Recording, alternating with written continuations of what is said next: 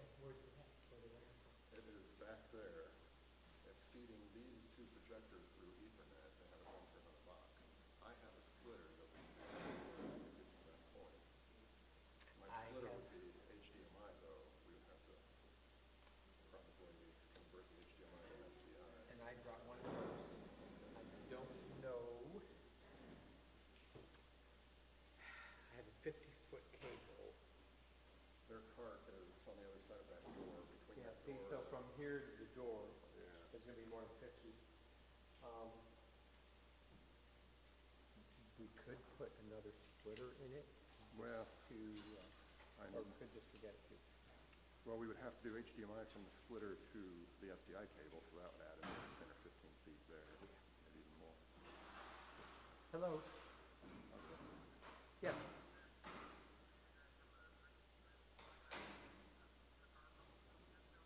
Yes, yes.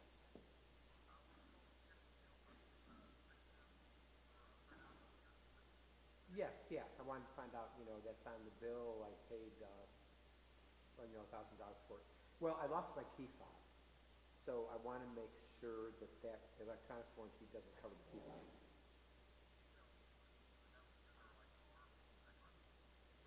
Okay. And I don't know if I have that or not. Yeah, but I'd like a copy of that warranty, the electronics warranty I got that for, which you could email it to me. But if you could find out if my key fob is covered, that'd be great.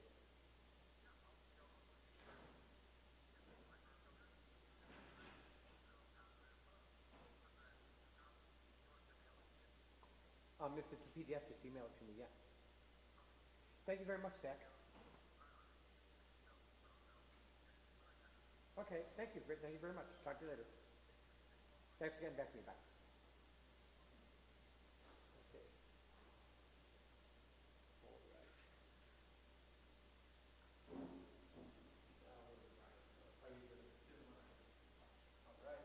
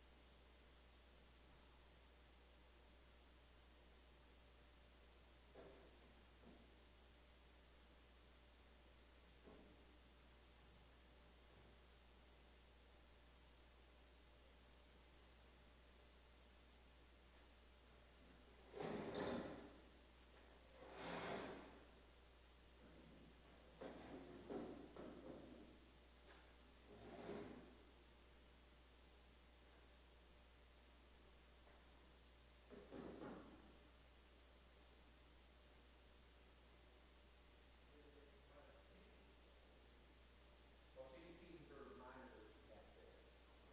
So see, if she's running it manually, you can like chop off here. Boom. Yeah, yeah. And I'm seeing your camera audio Oh, cool. now, Good. so that's good. All right. Yeah, sorry I grabbed my phone. No, that's all right. Yeah. Well, believe it or not, and I'm just looking for reasons to make this harder than it needs to be. oh, we might as well try it. I brought all this stuff. Well, let me talk to Becca then, because she didn't know she was going to be running that, and maybe she would rather be back here. But then she'd have to run her Ethernet. That's not correct.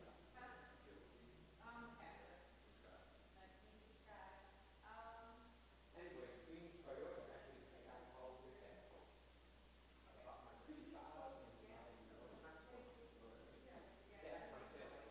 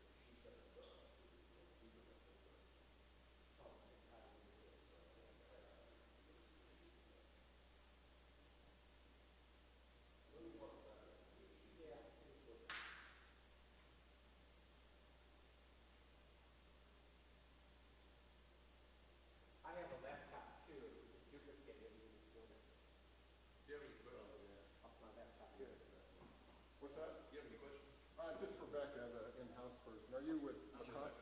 Oh, you work here? Yeah. Oh, okay. She was just told that she has to control the PowerPoint, which is currently set up back there. Yeah. But we were thinking about splitting off that feed, which we haven't done with them before, but splitting off the feed and just mixing it live, because it'll look a little better than the projector that they have up there. So if we connect it to our switcher directly. We're trying to figure out how to feed the laptop to the live stream. So if Becca is running the PowerPoint, we're thinking of moving that laptop out here, and then she would sit out here with us. My only thing with that one, I don't know how we would get it to the laptop. It is like, we have to Yeah, figure yeah. out. We might have one up there that we could probably dangle down here for you guys to plug Well, in. you're connected, it looked like you had an HDMI out of the laptop into an Ethernet cable, which we could do out here, and then we would run our Ethernet cable and connect into your Ethernet cable there. Okay, so, okay, let's get it together. All right. But, I'll go double check with her, 'cause I don't know if she should run it completely. Because it goes Right, back there. that's what you were just talking about up there. There's not much to run, really. I mean, it's just like playing one. They have the other thing is if we got the slide, we could put it in OBS like we did for Hanson. Well, there would be multiple. Oh, okay. For the,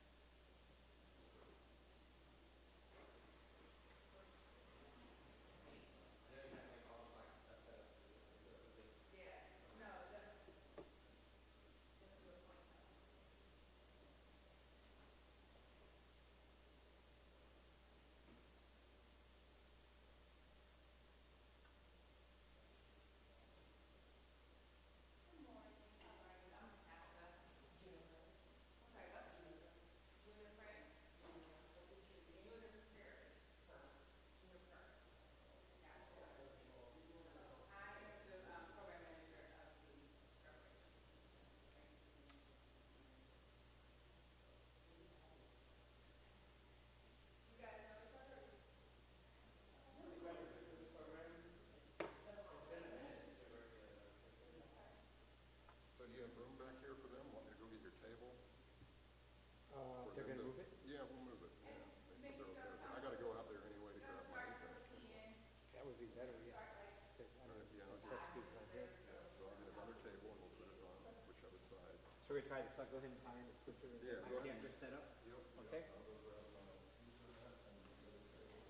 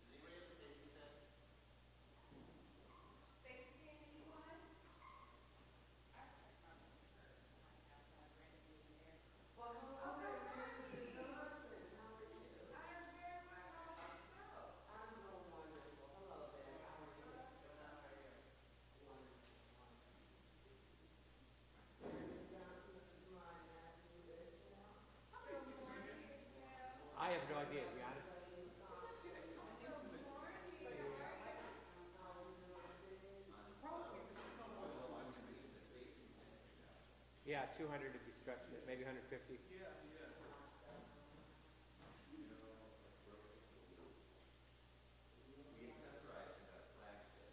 Oh, 42 inside.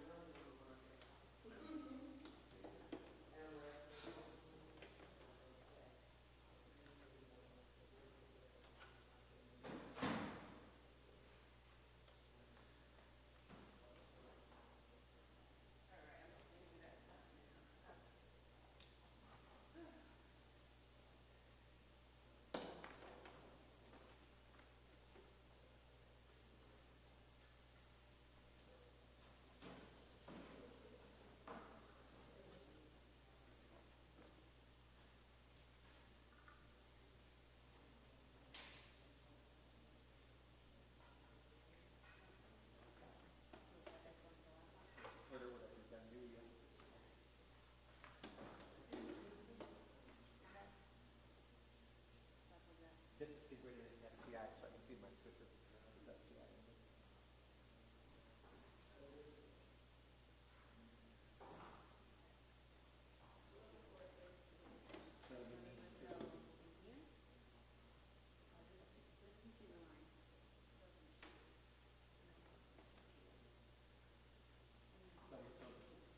Oh, yeah, you need my splitter, which is in my.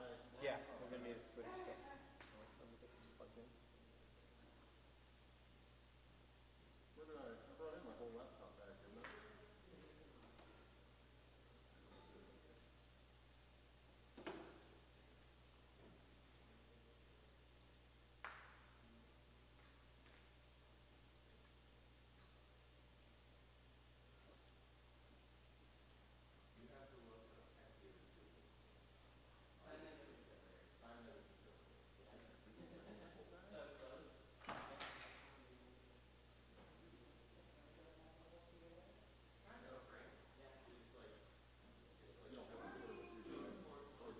Yeah.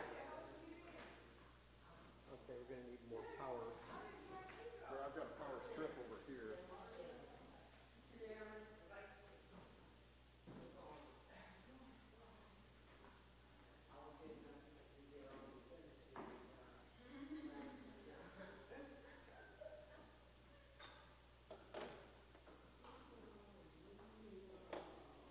And we could set her up over here since I already have a power strip here. If there's enough room. Doesn't matter. Yeah. And if you have enough power over there, then just leave it where it is.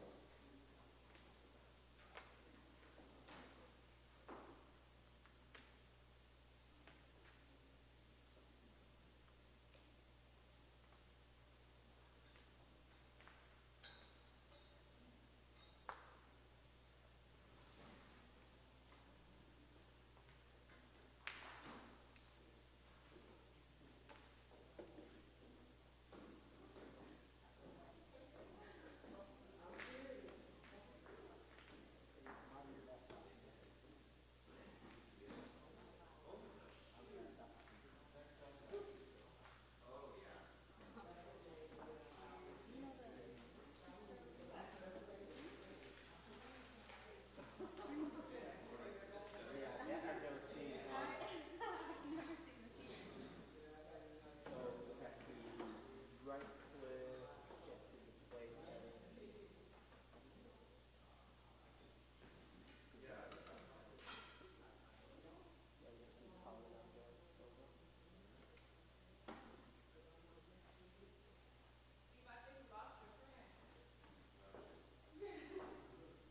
Do you have? We need another short. I've got one more. Now we have to plug into yours and then over here. I have extension cords. You don't have any extension cords in here? Oh, yeah, I could grab that one, I guess. Well, we need like a tri-tech. Yeah, I've got one in the car. I can just run and grab. I need to learn to just bring everything in from now on. Well, Yeah, I'm trying to think with all the, I only brought my camera.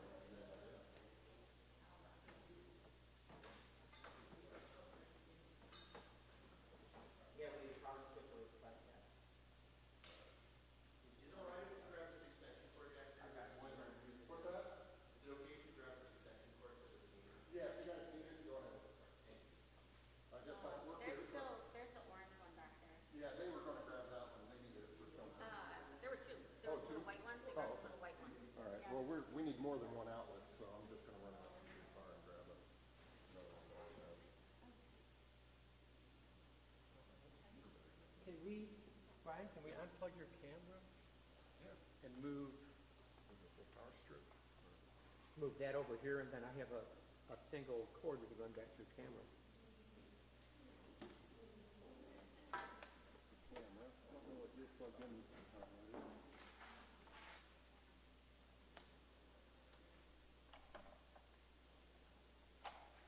How much do you need?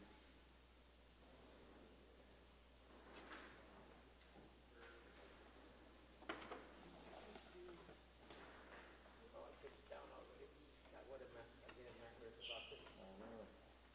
Table management. So, do I just slide this back up? Okay.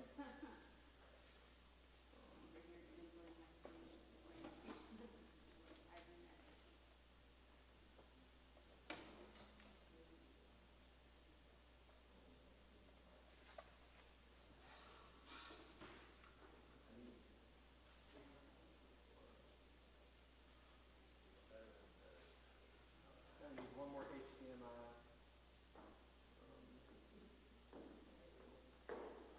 To jump from the splitter to the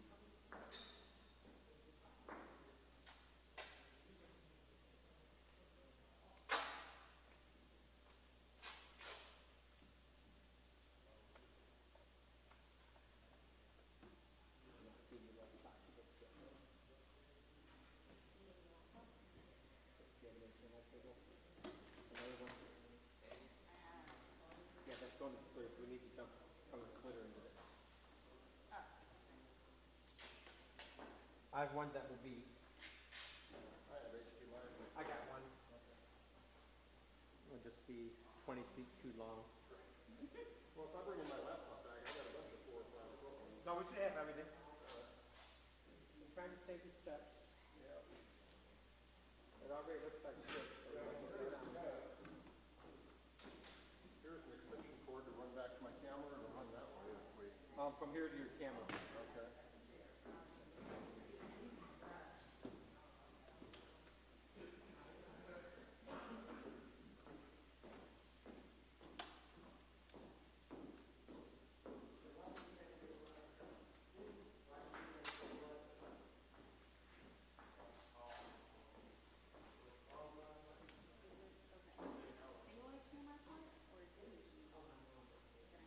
I'm sorry.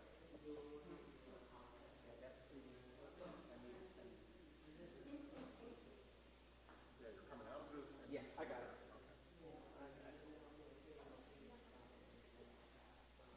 It's upside down? I have literally never seen that before. Here, let me hop in there. Oh, this is a window. I'd go to right click on the desktop and just go to display settings. Oh, it's up. It's right there.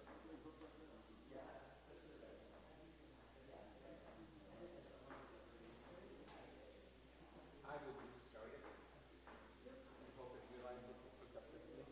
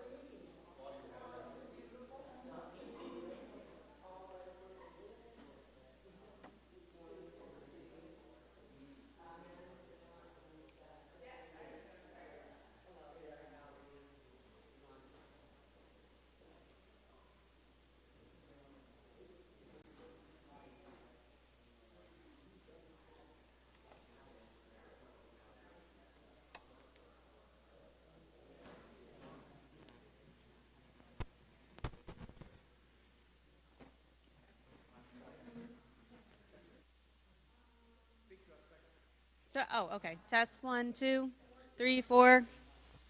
1, 2. Buckle my shoe.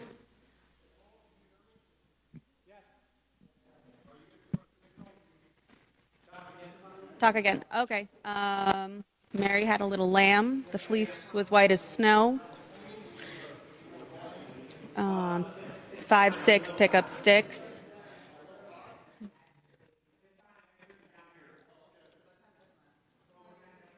All right. Mary had a little lamb. Fleece was white as snow. All right.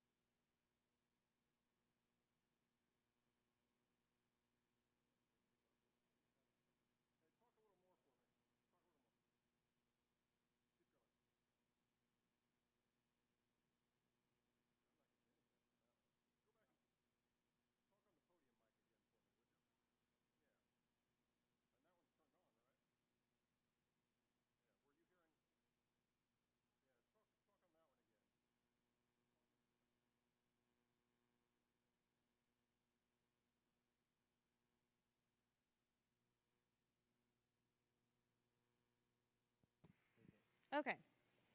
Can you hear me now? Good. You're not getting that one?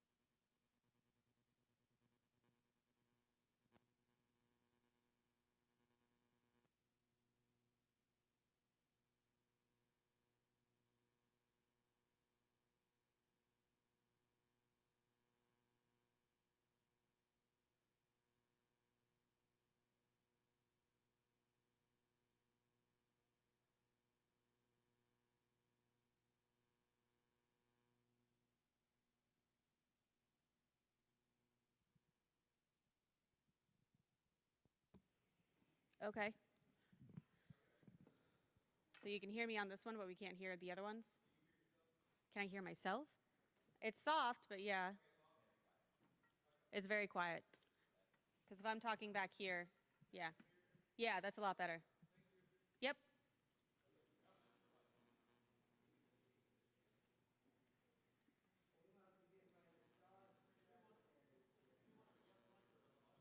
Yeah.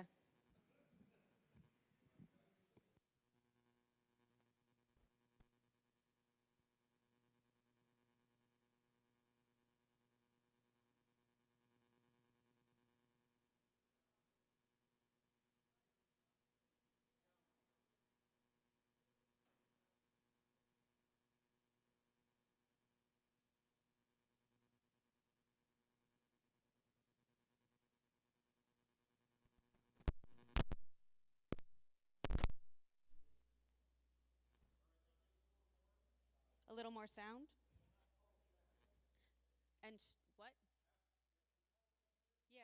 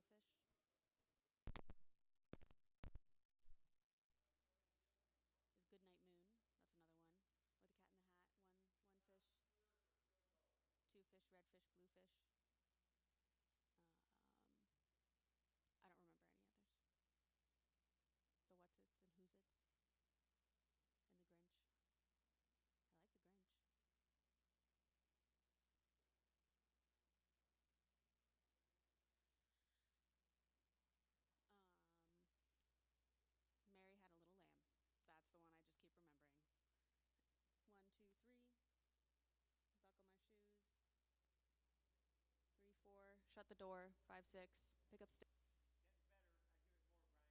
8, lay them straight, 9 and 10, do it all again.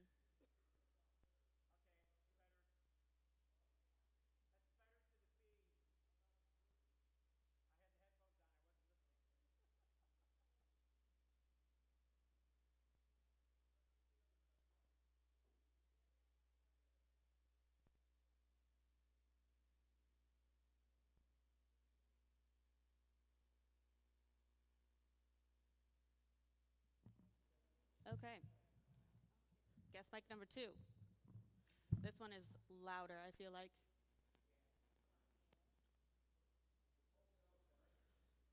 Can I what? Okay. How much wood could a woodchuck chuck? If a woodchuck could chuck could.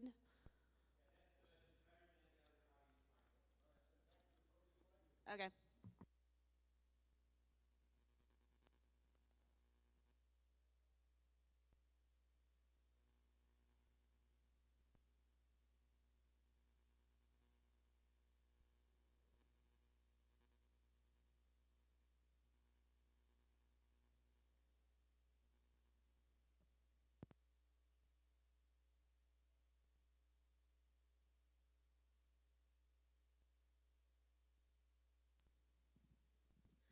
Back at the podium.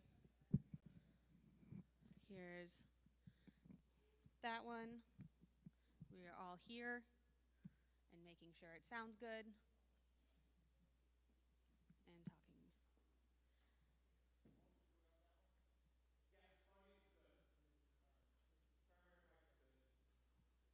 Okay. What time is it? 53? Okay.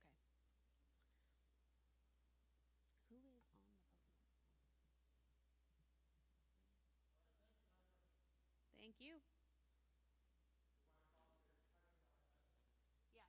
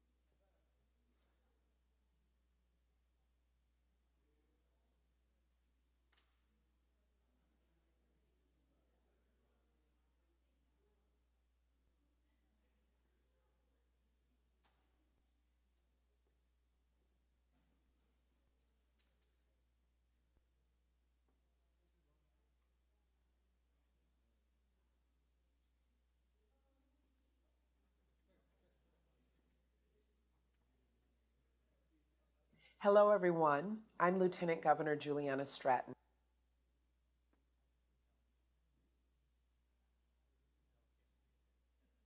And I am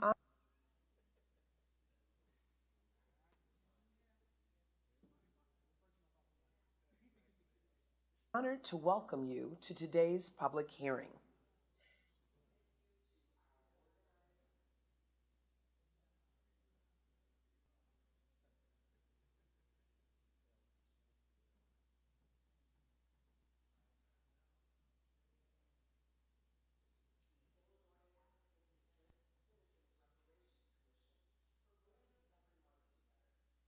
To Chair Marvin Slaughter Jr.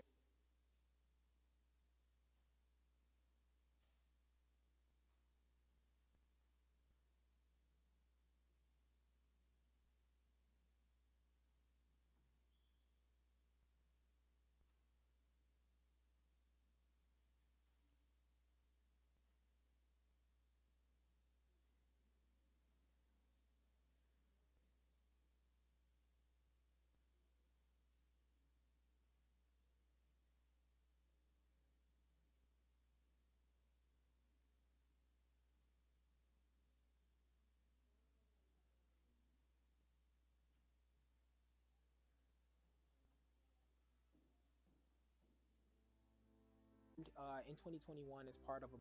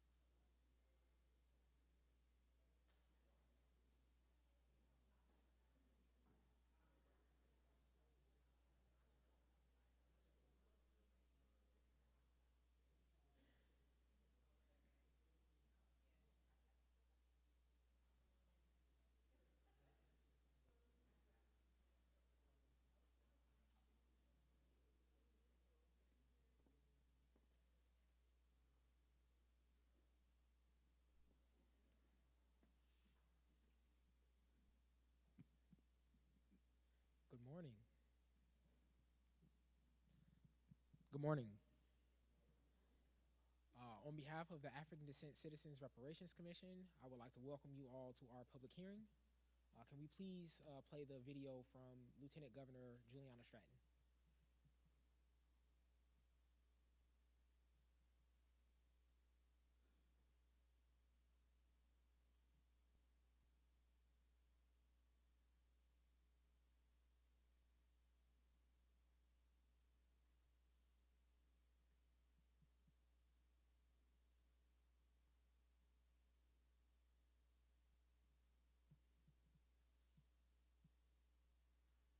Hello, everyone.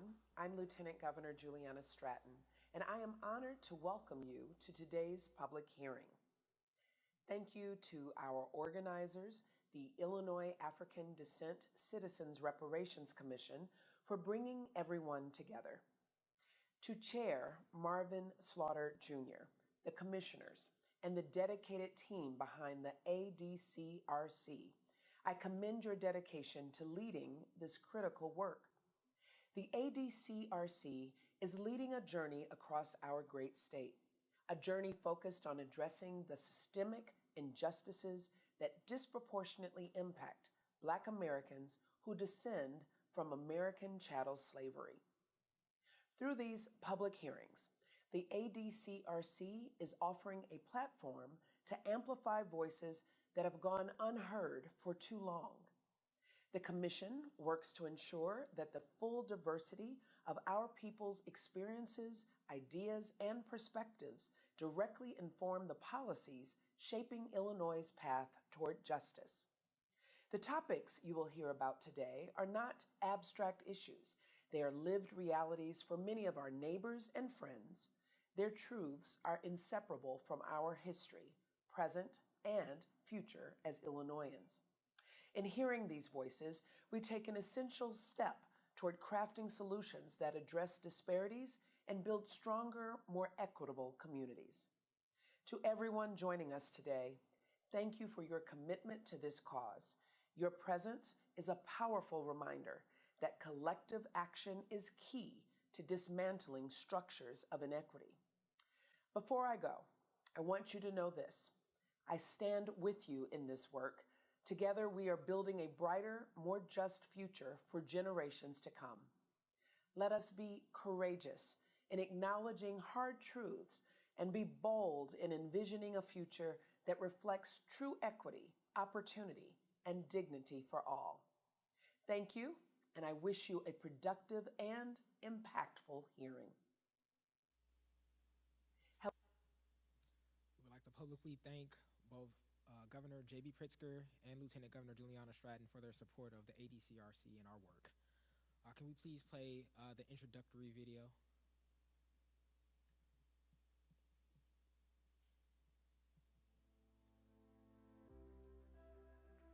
My name is Marvin Slaughter Jr., and I am the chairman of the Illinois African Descent Citizens Reparations Commission. The commission was formed in 2021 as part of a broader strategy from the Illinois Legislative Black Caucus to dismantle systemic racism. Specifically, it falls under the economic pillar of reform, seeking to promote equity, equality, and parity for those who are African American descendants of slavery. We're dedicated to being transparent about the work of the commission. And as a part of that transparency, we do have a website, adcrc.illinois.gov, where members of the public can go to review our meeting minutes, our meeting recordings, and also stay aware and abreast of any upcoming meetings. We're intentional about attempting to engage with the public, and we also do have a petition of support and an email newsletter that'll also help to keep the public aware of what the commission is currently doing. My name is Twyla Moore, and I am a commissioner for the ADCRC. For sure, my professional background has driven me to be involved in the commission and to continue to move the work forward. I was a probation officer for 21 years, so I have a passion for serving the underserved, people who don't have a voice, people who tend to be overlooked. You know, that passion has really pushed me to become involved in the commission and to really give a voice to say these are the areas that I know we need to focus on, and these are the areas where we can do more work to give a voice to those who aren't able to speak up and have a voice for themselves. My name is Ted Williams III. I teach political science in the City Colleges of Chicago, and I am a commissioner on the Reparations Commission. So reparations work is important not only for the nation, but really for the state. African Americans have 1/10 the wealth of people of European descent in this country. And across the state of Illinois, we consistently rank in the lowest numbers around inequality for states. So this inequality will not fix itself. We have to do something. And so this work is really about exploring what the injustices have been, educating the public around this, and then recommending public policy that would address these issues specifically. But one of the issues that I'm personally very passionate about, that we are kind of starting in, and we're dealing with other ones as well, but housing inequality, the loss of wealth and housing across the state. This has been a big issue. If you saw Evanston's work, they started with that issue as well, because really housing is the #1 way to build wealth in this society. So if you can deal with housing, you can start to deal with the wealth gap more quickly. But of course, there's education. Of course, there's lack of access to trades through unions historically for African Americans in the state.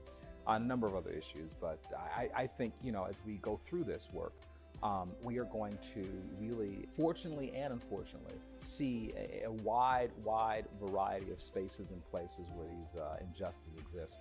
Sometimes I think about people like Dr. King and Malcolm X and some of my heroes from the 60s.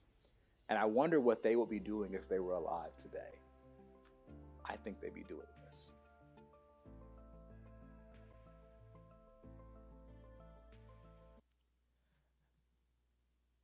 Next, I would like to introduce the commissioners. My name is Marvin Slaughter, and I am the chairman of the African Descent Citizens Reparations Commission. To my left, we have Secretary Roger Elion, Vice Chair Stephanie Taylor, Commissioner Ted Williams, and Commissioner Rakisha Phelan. If you all would like to review the bios of the additional commissioners, please visit our website at adcrc.illinois.gov. We are here today to discuss the next set of 4 topics that the commission has determined to be our focus areas. We will be discussing housing segregation, the unjust legal system, separate and unequal education, and racism in environment and infrastructure. All information that will be presented today will be synthesized and utilized in our forthcoming report, which will detail the harms that have been experienced by those who are African American descendants of slavery within the state of Illinois. Every public comment that is made will also be synthesized, recorded, and included in the final report. So we welcome your full and active participation, and we thank you all for coming. The next speaking voice will be that of ADCRC Vice Chair Stephanie Taylor.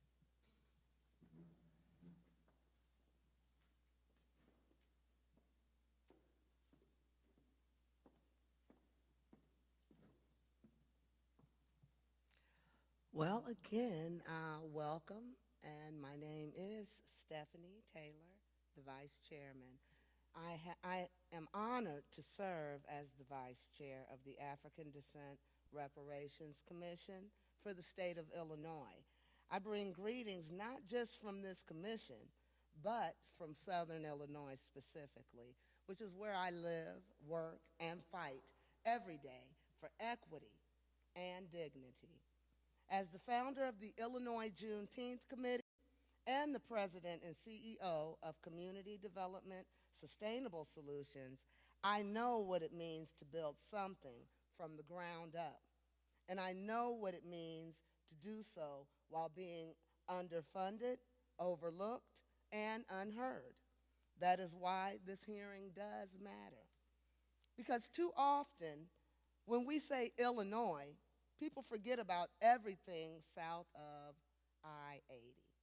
Too often our communities in East St. Louis, Cahokia Heights, Belleville, Cairo are seen as an afterthought.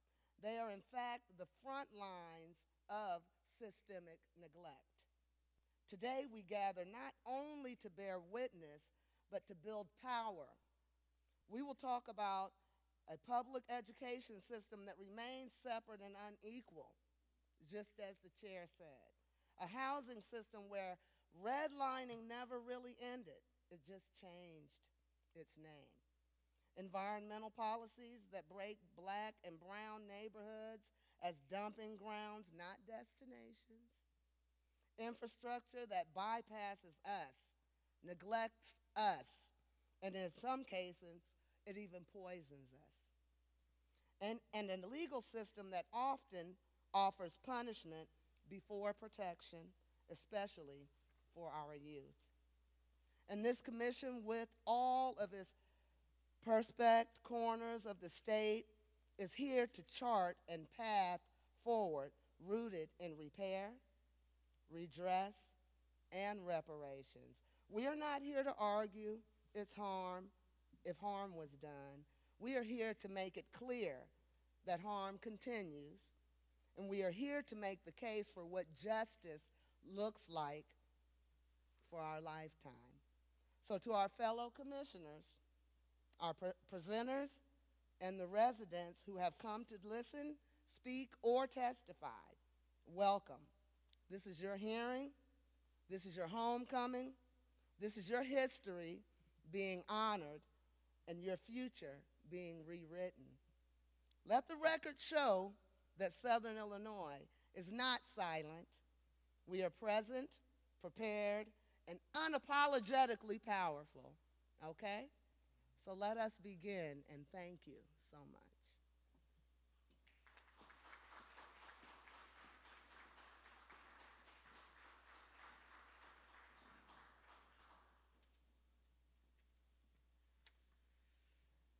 At this time, I would like to call to the podium our featured speaker on housing segregation, Gregory Carr.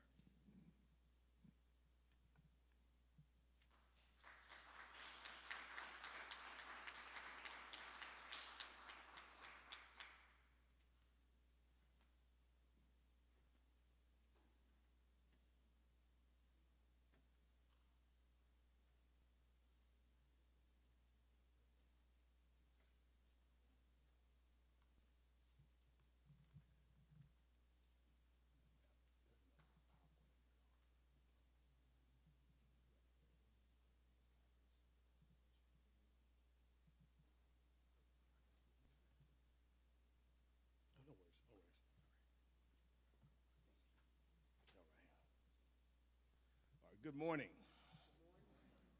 My name is Gregory Carr. I am a public historian. I am also very interested in racial disparity issues, particularly as it relates to Southern Illinois, and I just wanted to shed some light on racial disparities in housing in Southern Illinois. And one of the claims I would like to make just to begin is simply this. Racial disparity in housing in Southern Illinois has adversely impacted African Americans' ability to cultivate and maintain generational wealth in perpetuity for the African American community. This, as Ms. Taylor has stated, is not debatable. It is simply historical fact. And I just wanted to provide a framework of some particularly definitions that will help us to go along with everything that's going to be said today, because we hear a lot about terms. And as a historian, I am very concerned and also adept at defining very abstract terms. So three of the terms we're going to be dealing with are, of course, redlining, racial restrictive covenants, and sundown towns. First, let me give a definition of redlining from the Federal Reserve history. Quote, redlining is the practice of denying people access to credit because of where they live, even if they are personally qualified for loans. Historically, mortgage lenders once widely redlined core urban neighborhoods and black populated neighborhoods in particular. The 1968 Fair Housing Act outlawed racially motivated redlining and tasked federal financial regulators, including the Federal Reserve, with enforcement, end of quote. One particular aspect I'm also interested in as an educator, I am also an educator. I had a wonderful opportunity to still continually work for an organization called First Class Educator. And First Class Educator was able to win a contract with the Decatur Public School Systems, DPS 61. So I have a lot of work experience in the Illinois area, particularly Southern Illinois. Also, I am a graduate of the University of Illinois at Urbana-Champaign, so I've had a chance to live in the Southern Illinois and East Central Illinois communities. And one of the things that we noticed that we brought to the attention of the teachers that we were doing the educational consulting for was many of them did not know that they lived in an area that had been redlined. Not only just redlined since 1934. The entire process, the housing process, began in the 1930s during Franklin Delano Roosevelt's New Deal. Unfortunately, black people were left out of the New Deal. And as a result, their neighborhoods were redlined and they did not get the loans, thus impacting their ability to generate and cultivate generational wealth to pass on to their children and grandchildren. When we started having conversations with the teachers in the school district, they didn't understand why certain areas in Decatur were so negatively impacted. And when we showed them this incredible map, I wish I was able to show it to you, but maybe I'll share it at a later time. But there's an incredible map of Decatur that shows areas which are very green, which receive great amounts of credit and loaning and housing. And then there were other areas that were yellowed out that were less so than blue. And then finally the red areas, which demonstrated the high concentration of African American families. Once the educators saw this map, were given a visualization of what it meant to be left on the outside of economic empowerment, many of them started to empathize with their students to understand why some of them were not as adept at learning their school lessons and is not as adept at managing their personal lives, because they were living in depressed areas in a city like Decatur, which is very wealthy in and of itself. So you almost have these two segregated and separate Americas. One very upscale and very wealthy, living on one end of the town with magnet schools and charter schools and all the best schools, and on the other end of town, a very, very depressed area. And in many cases, when there is no economic empowerment, crime will naturally come in to fill that void.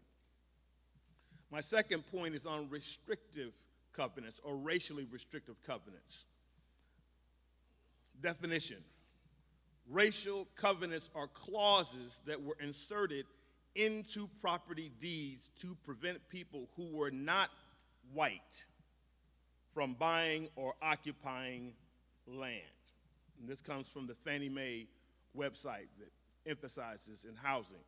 So if we're looking for a test case, even though this is in St. Louis, it also was a landmark case that impacted the idea of racial restrictive covenants. We don't have to look back any further to the Shelley versus Kramer case in 1948 in St. Louis. J.D. Shelley was a gentleman from Mississippi who wanted to buy a house in North St. Louis, and that time was predominantly white. He had a friend show up to pose as him, purchase the property, and the housing association accepted the offer. And then the next day, J.D. Shelley and his family started moving in. There was a big ruckus, and the next thing you know, they said, well, we don't honor this purchase because we don't allow Negroes to move into our neighborhood. It was disputed and taken to the St. Louis Circuit Court, and then it eventually went to eventually to the Missouri Supreme Court that overruled the St. Louis Circuit Court, and then it was appealed all the way to the Supreme Court. And it was a very interesting decision because several of the Supreme Court justices, not like on today, recused themselves from voting simply because they lived in neighborhoods that had racially restrictive covenants. And so Mr. Shelley was able to win his case that pretty much struck down legally racially restrictive covenants, even though people still tried to exercise them privately. The 1968 Fair Housing Act actually became a federal law that outlawed it. In my neighborhood in St. Louis, we had a very similar situation in a small area in Normandy called Pasadena Hills, one of the 24 municipalities that make up Normandy. And so we actually have these racially restrictive covenants still written into the deeds even in 2002. Many places like Kirkwood, after the particularly tragic events of their shooting at City Hall, decided to erase and eradicate the language of racially restrictive covenants, and we actually pushed forward and were very successful. And I wanted to just very briefly read what we said as neighbors, and I want to encourage you that this is something that we as community members came up with to eradicate the situation. And I read, "We, the residents of Pasadena Hill, exercising the highest principles of American democracy, acknowledge, repudiate, and expunge the term indentured restrictions, heretofore known as restrictive covenants and racial deeds, from the deeds of this city. Although restrictive covenants have been deemed unconstitutional by Shelley versus Kramer in 1948 and nullified by the Fair Housing Act 1968, restrictive covenants were created to discriminate and divide Americans by class, race, ethnicity, cultural, and religious differences. Such documents have no place in a more democratic society, but are more appropriate to be displayed in online archives, history books, and museums to become artifacts for future generations to reflect upon." End of quote. My final point, it deals with sundown towns. Sundown town is defined as a municipality or neighborhood that practices or has historically practiced a form of racial segregation, often characterized by hostility, intimidation, or violence towards non-whites, particularly African Americans. The term stems from the practice of white towns using signs to require non-whites to leave the area by sunset. These towns often had a history of violently displacing African American residents and seizing their property. Another point of transparency, I also worked in Southern Illinois, in Carbondale, Illinois, for 2 years. I formerly worked for Enterprise Rent-A-Car as a branch manager and area manager for the company. And one of my employees told me, as a new employee in Southern Illinois, there were some rules that I had to observe. And this is 1994, mind you. And I said, "What are those rules?" He said, "Well, if you go to certain places outside of Carbondale, particularly south of Carbondale, you should be out of there by 5 o'clock. And I said, in 1994, I said, you're kidding me, right? This is 1994. He said, no. He said, in fact, he said, there's one particular place, and you may be familiar with it, and he said, it's only about 20 miles south of Carbondale, and it's called Anna, Illinois. And he implored me not to stay there past 5 o'clock. I said, why? It is a sundown town. He said, it absolutely is a sundown town.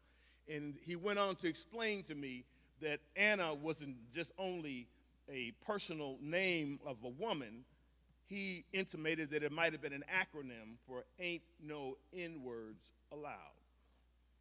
I decided to observe that warning until one day I was doing sales calls. Now, you have to understand that Anna and Jonesboro are twin cities in that particular area. Anna is predominantly populated by whites. Jonesboro is predominantly populated by blacks. When I arrived there around 3 o'clock in the afternoon, I saw both races mixing and having conversations. So I said, maybe this is just a myth. Maybe they're overthinking it. At 4 o'clock, I saw fewer and fewer blacks. And by 5 o'clock, my guest, who was an insurance agent, said to me, don't you think it's time for you to go?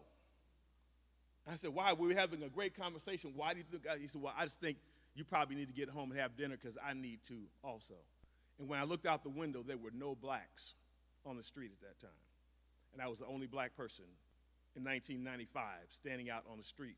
So I decided to push it just a little bit further, and I went to the local McDonald's and was going to go through the drive-through, but I said, no, I'm going to walk in. So I walked in with my nicest corporate outfit, nice trench coat, and the entire place went silent as I walked in, and they could tell that I was not one of theirs.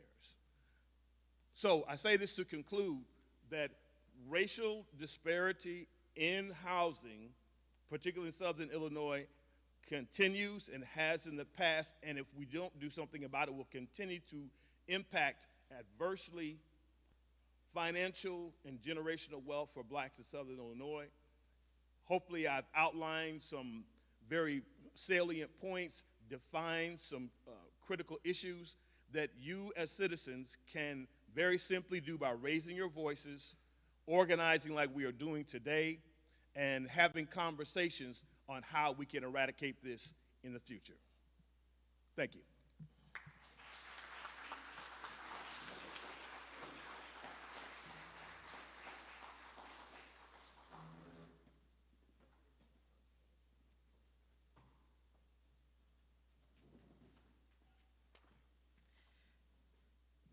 Thank you so much, Mr. Carr.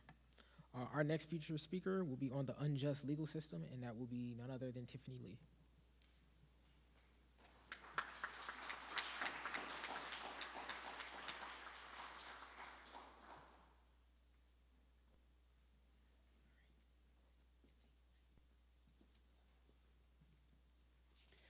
Okay, hi everyone. My name is Tiffany Lee, and my presentation today is called The Past is Ever Present, Lynching Ties to America's Two-Tiered Legal System. On January 6, 2021, more than 2,000 people stormed our nation's capital in an attempt to overturn our democratic election, hang the vice president, and stop Congress from certifying the results of the 2020 presidential election. As a result of this mob violence, 5 people died. Despite this, all those charged with this attempted coup have been pardoned. In recent weeks, Trump has stated that he and other lawmakers are considering a compensation fund for the rioters because they were, quote, treated very unfairly. Despite all the news footage to the contrary, Trump has stated that the rioters acted peacefully and patriotically. Based on the news footage that we all saw, it is obvious that the rioters were not peaceful. However, there is a more important word in that quote. He stated that they were acting patriotically, which is acting in service of their country. This idea of a mob acting out of a perceived duty of reset law and order in America isn't new. Historically, white mobs have often acted with self-proclaimed duty to right perceived wrongs against white population. Tragically, this duty was violently directed at black communities through lynchings, killings, robberies, and destructions of black homes, and perpetrators were given little to no punishment.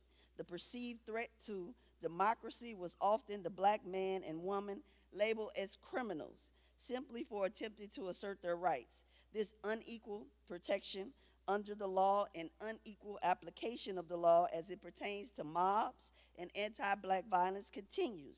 In fact, mob violence has been linked to a two-tiered legal system that continues to this day. Let's start with the legalization of lynching. Sociologist Oliver Cox stated that discriminatory laws such as black codes and white socialization as the dominant members of society allowed blacks to be seen as extra legal, having no rights that white men were bound to respect, in effect putting black people beyond the protection of the law. This idea was then reinforced when white mobs lynched blacks and the perpetrators were not prosecuted. Lynch law, in effect, became the law of the land, overriding any laws in that place. Moreover, the idea of lynch law was reinforced because lynching often occurred in the presence of legal officials, such as police. Many victims were removed from legal institutions, such as jails and courts, yet no one stepped forward as a witness, and often no one was prosecuted. Dr. Jeff Ward in Crimes Against Law Legacies of Racial Violence, Crime and Punishment, stated that this understanding of the bounds of the law and the legal institutions involved in effect made lynching legal. Next, local officials were complicit with the mob. Historically, mobs have acted at the very least unobstructed by the police, sometimes with the help of the police and at the behest of elected officials, violating several laws with little to no punishment, all under the guise of stopping the black criminal. And who was the black criminal? In Hostile Heartland, Brent Campney states that blacks fighting for their rights were often the very same people who were accused of a crime. This was an effort to rid the city of blacks who were causing problems with the status quo and were actually innocent of breaking any laws. Though they were not criminals, the members of the mob were. Let's cover some examples of lynch law ruling the land and unequal protection of blacks under the law. In 1903, right here in Belleville, after a heated discussion, David Wyatt, a black leader and school principal, shot Charles Hertel, the white superintendent. Wyatt was immediately arrested. Wild, false claims that Hertel was dead flooded the streets, and angered shouts of "lynch the nigger" could be heard. The mob broke into the prison, drug Wyatt out, and lynched him as St. Clair County officials, the state's attorney, and the Belleville police looked on. They burned his body and threw his remains in a dumpster. George R. Long, president of the local Good Government League, said, "I think the matter better be dropped. I am tired of the vilification of Belleville. I am against mob law under all circumstances, but I believe the Negro got what he deserved." I guess that's good government for you. Scholar Charles Lumpkins, in his work, American Pogrom, the East St. Louis Riot and Black Politics, states that during the May 1917 attacks, assailants operated with the compliance of the police, who prevented blacks from being killed but allowed whites to attack blacks. He reported that after the riot in May, whites seemed eager to attack again. They ultimately would in July of that same year. Ironically, it was blacks' attempts to protect themselves that would lead to the second riot in July. Racial violence had been an ongoing occurrence in East St. Louis. Whites were conducting drive-bys in black neighborhoods, and on July 1st, 1917, black citizens, in an attempt to protect themselves against what they perceived was another drive-by, shot at a car racing through the neighborhood and killed a white police officer. On July 2nd, 1917, white mobs took to the streets indiscriminately, killing men, women, and children. The violence continued through July 3rd, 1917. Many of the white police officers and the National Guardmen who were called in to stop the riot participated in the violence. There was not only an unequal protection under the law. By 1918, it also became clear that one government agency, to them that there might also be unequal application of the law when it came to black citizens. The United States Census Bureau noted a troubling racial disparity in the legal system. While black people made up only 11% of the population, they constituted 22% of the inmates in prisons, jails, and workhouses. The Bureau itself questioned whether this difference was, at least in part, due to discrimination by the community and the courts. The report stated, while these figures will probably be generally accepted as indicating that there is more criminality and law-breaking amongst Negroes than amongst whites, and while that conclusion is probably justified by facts, it is a question whether the difference may not be, to some extent, the result of discrimination in the treatment of white and Negro offenders on the part of the community and the courts. While this statement is very timid in its accusation, in 1918 we must understand that racism was natural. Therefore, a government agency questioning whether criminal justice was discriminating against blacks illustrates a concern that should have been taken seriously.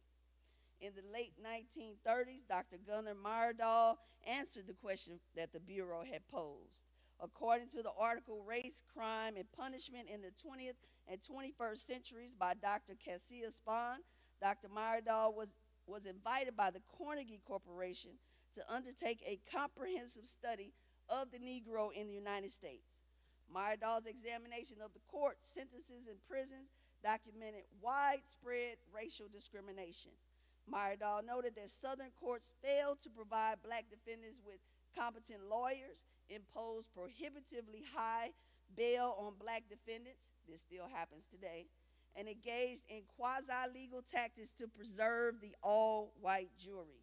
He noted that grand juries routinely refused to indict whites for crimes against blacks, and that whites who were indicted for crimes against blacks were rarely convicted, and those who were convicted received light sentences. He also pointed out that blacks convicted or even suspected of crimes against whites were subject to the harshest treatment. According to Myrdal, if the crime was serious and there was a threat of lynching, the court makes no pretense at justice. The Negro must be condemned, and usually condemned to death before the crowd gets him. Moving forward, in 1953, the Tuskegee Institute closed its investigation on lynching, and in its report stated that lynching, as traditionally defined and as a barometer for measuring the status of race relations in the United States, seems no longer valid as an index. They suggested that there should be an investigation into other illegal activities directed towards blacks. However, Dr. Meyer, in the article Lawyering in the Age of Lynching, offered a different perspective. She stated that public lynchings ended because the law, which includes police, courts, and jurors, could be trusted to deliver the same outcomes without the need for mob violence. So essentially, Myers posits that lynching could in effect continue under the guise of our current judicial system. There is some evidence that support Myers' theory that lynch law transitioned into the law as we know it. Blacks have made up significant larger proportions of offenders sentenced to death and executed, both historically and in more recent years. Dr. Spahn states that there is clear and convincing evidence of racial disparities in the application of the death penalty. Of the 1,338 prisoners executed from 1977 through 2013, 35% were black, although blacks only make up 13% of the population. These disparities are particularly pronounced for rape. The death penalty for rape was ruled unconstitutional in 1977. Prior to this, according to the U.S. Department of Justice, among those accused for rape from 1930 to 1972, 89%, equivalent to 405 of the 455 who were executed, were black men. In Louisiana, Mississippi, Oklahoma, Virginia, West Virginia, and in D.C., they executed 66 black men for rape, but not a single white man. Moreover, scholars are now studying the lingering effects of anti-black violence and lynching. They have found compelling evidence on the relevance of historic anti-black violence on the number of racial disparities within our current legal system. According to Ward, several recent studies show relationship between racial violence and policing, including racial disparities in arrest and lethal police force. They found that an area's history of lynchings predicts contemporary police shootings of black civilians. Moreover, studies have found that the legacy of lynching within a community sustains appetites for harsh punishment and the devaluation of individuals perceived as offending socio-legal norms. In other words, the bloodlust of the mob has been co-opted by our current legal system.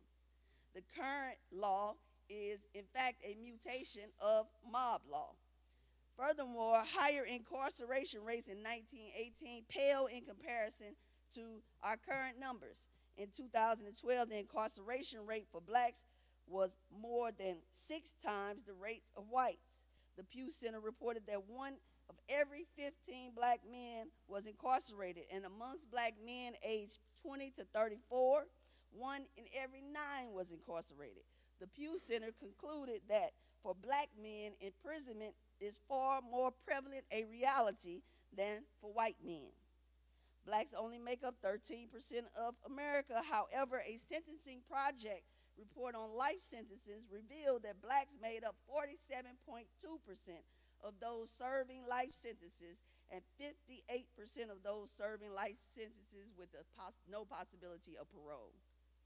The proportion of blacks amongst those serving life sentences were even higher in states such as Maryland, with 77%, Georgia 72%, and Mississippi 62%. In 7 states, at least 2/3 of those serving life sentences without parole were black. So now let's reconsider the question from 1918 with the census report. It is a question whether the difference may not be to some extent the result of discrimination in the treatment of white and Negro offenders on the part of the community and the courts. The answer to the question is there is in fact discrimination in the legal system against black people. If the statistics aren't enough, let's end where we started. Trump pardoned the mob that stormed the Capitol and led to the death of 5 people. He called them peaceful and patriotic, even though they attacked Capitol Police and threatened to hang the vice president. He is even considering some form of financial payment to these criminals. However, on those who protested after the death of George Floyd, he had a very different outlook. He called them terrorists. He said, "We are putting everybody on warning. Those who threaten innocent life and property will be arrested, detained, and prosecuted to the fullest extent of the law. I want the organizers of this terror to be on notice that you will face severe criminal penalties and lengthy sentences in jail. We must never give in to anger and hatred. If malice or violence reigns, then none of us is free."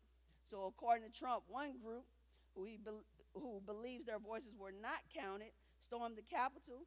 They remain patriots. And one group who violently protested in the streets are terrorists. Herein lies the problem of our justice system. This two-tiered justice system with its unequal protection under the law and unequal application of the law that has plagued the black community and their allies since this nation's inception.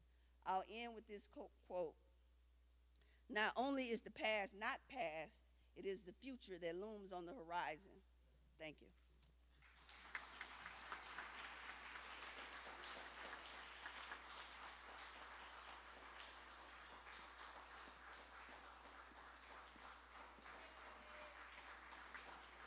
Hear, hear, hear, hear.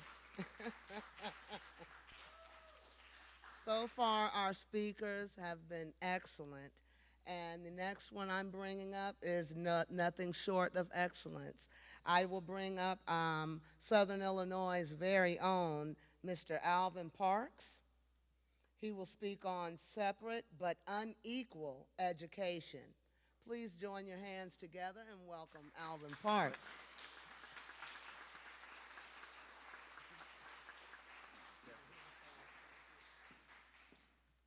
Good morning, good morning. First, I see on this topic of education a couple of individuals that I've got tremendous respect for, who can provide so much more in this area. I see Peggy Lewis LeCompte and Radina Medley,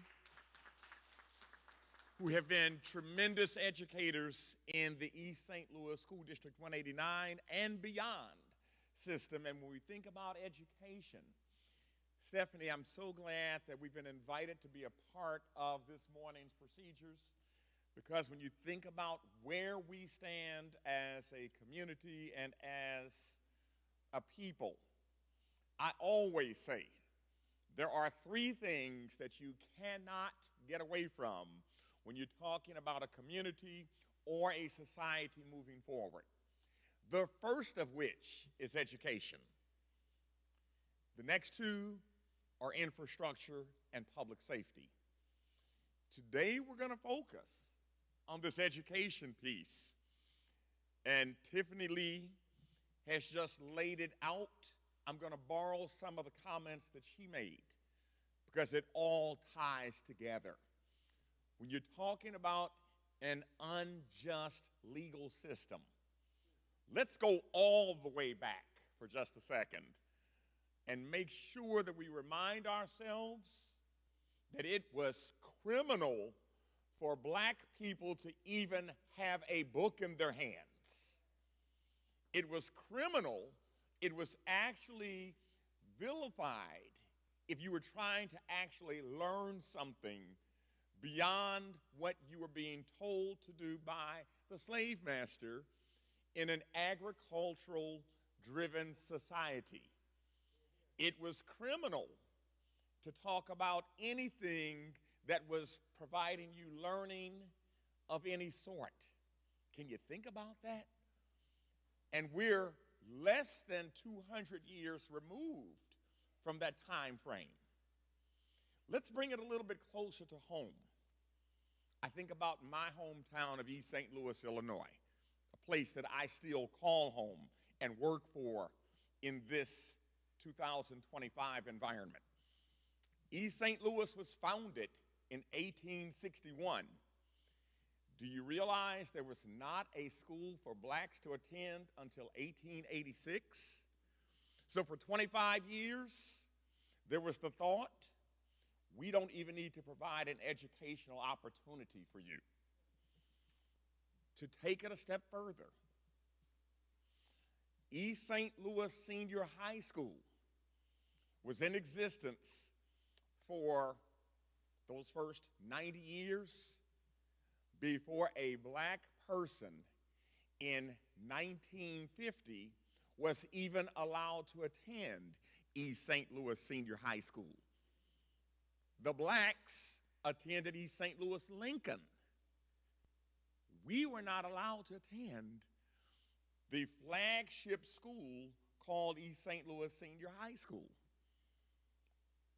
Take it a step further. We've all seen the pictures of here's the fountain that the little black boys could choose to drink from. Here's the one that the white boys could choose to participate in.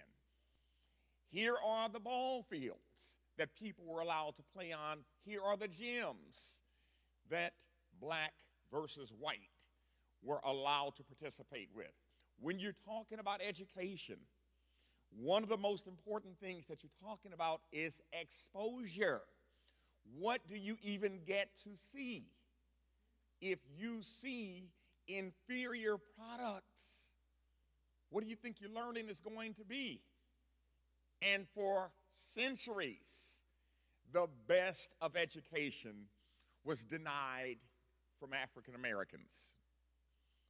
So we know we've got an issue, and we're still catching up, bringing it fast forward to today.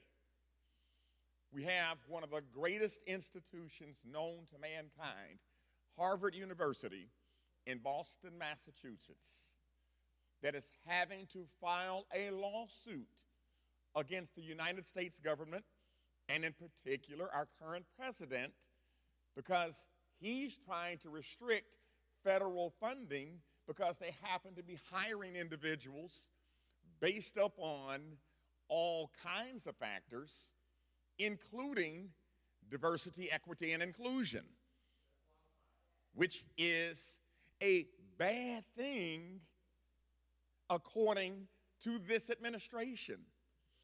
Individuals who are qualified but being told we can't put in the equation the fact that you're African American or Asian American or anything else. We've got to run you away, and we've got to run away the system that is trying to prevent this, what I would call an injustice that has been going on for years. We've got to make sure that we understand what it is. I heard the gentleman talking about housing. Let's go to another factor, which is called the digital divide. If you have individuals who can't get a Wi-Fi signal to work on the Chromebooks at home, to really be an effective student in 2025? How's that student going to compete versus the one who has the fiber optic network and the digital accessibility that he or she needs? We've got to resolve that issue. We've got to deal with that. We've got to first of all understand it. And I've got to give a quick commercial for a second. Again, I didn't teach as long as Miss Metley and Miss LeCompte, but I was in the East St. Louis School District classroom as a teacher for a couple of years. And what I also recognize, ladies and gentlemen, is that we need to make sure that we put right back in our students' faces, education is still the key to your success. You need to understand that you need to learn all that you can and grab it up and do something with it. But beyond that, we, as those who set the policies for our communities, need to make sure that we have relevant education being taught in our school systems. We know that we need to be teaching people how to work on computers, how to build things. I love the fact that I see out here at SWIC a new construction-oriented facility that is right here teaching people the trades, the plumbing, the carpentry, the electricity, the computer engineering, how to do networking. Those are the kinds of things that we have to insist on. We, as a black people, are still very much playing catch up. We are behind, and we cannot let our young people fall behind because they want to look at everything that's going on YouTube. Some of that is meant to distract. That is something that throws them off the course of really building themselves to be ready for this 21st century, 2025 and beyond kind of economy. Education will be the key to how well we can compete in the economy. What is another factor? When you see people trying to censure certain forms of education, one of the most ridiculous things that I saw the other day is that there is an attempt to dismantle the African American History Museum in Washington, D.C., one of the Smithsonians that teaches all kinds of understanding of where we have been as a people and the impact, the positive impact that black folks have made on this wonderful country. But you're talking about dismantling it because it actually calls out the positives of a people called African Americans. So we have to ask ourselves, and I don't mean to stray into the topic of politics, but you can't talk about anything without talking about it. We have to remind ourselves and educate ourselves to understand that the power is in the ballot. There's another election in 2026. There's another election in 2028. We need to be preparing ourselves to put people in place who actually are going to put forth the kind of understanding and learning and education that all people need, black people and non-blacks. I love all people. Everybody needs to understand the contributions of black people in this country. Don't dismantle the African American History Museum in Washington, D.C. Don't try to remove books out of certain universities and schools in the state of Florida. Don't try to take away what is true history. We need to learn it all. Just like we need to learn the math and the science and the English and the foreign languages and the construction trades. Do not restrict those things away from African Americans. The last thing I'll talk about is let's make sure that our facilities are what they need to be every step of the way.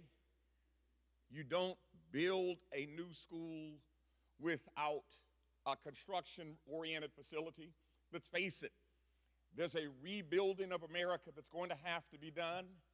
Every school should be teaching and really hammering down the point of construction-oriented education.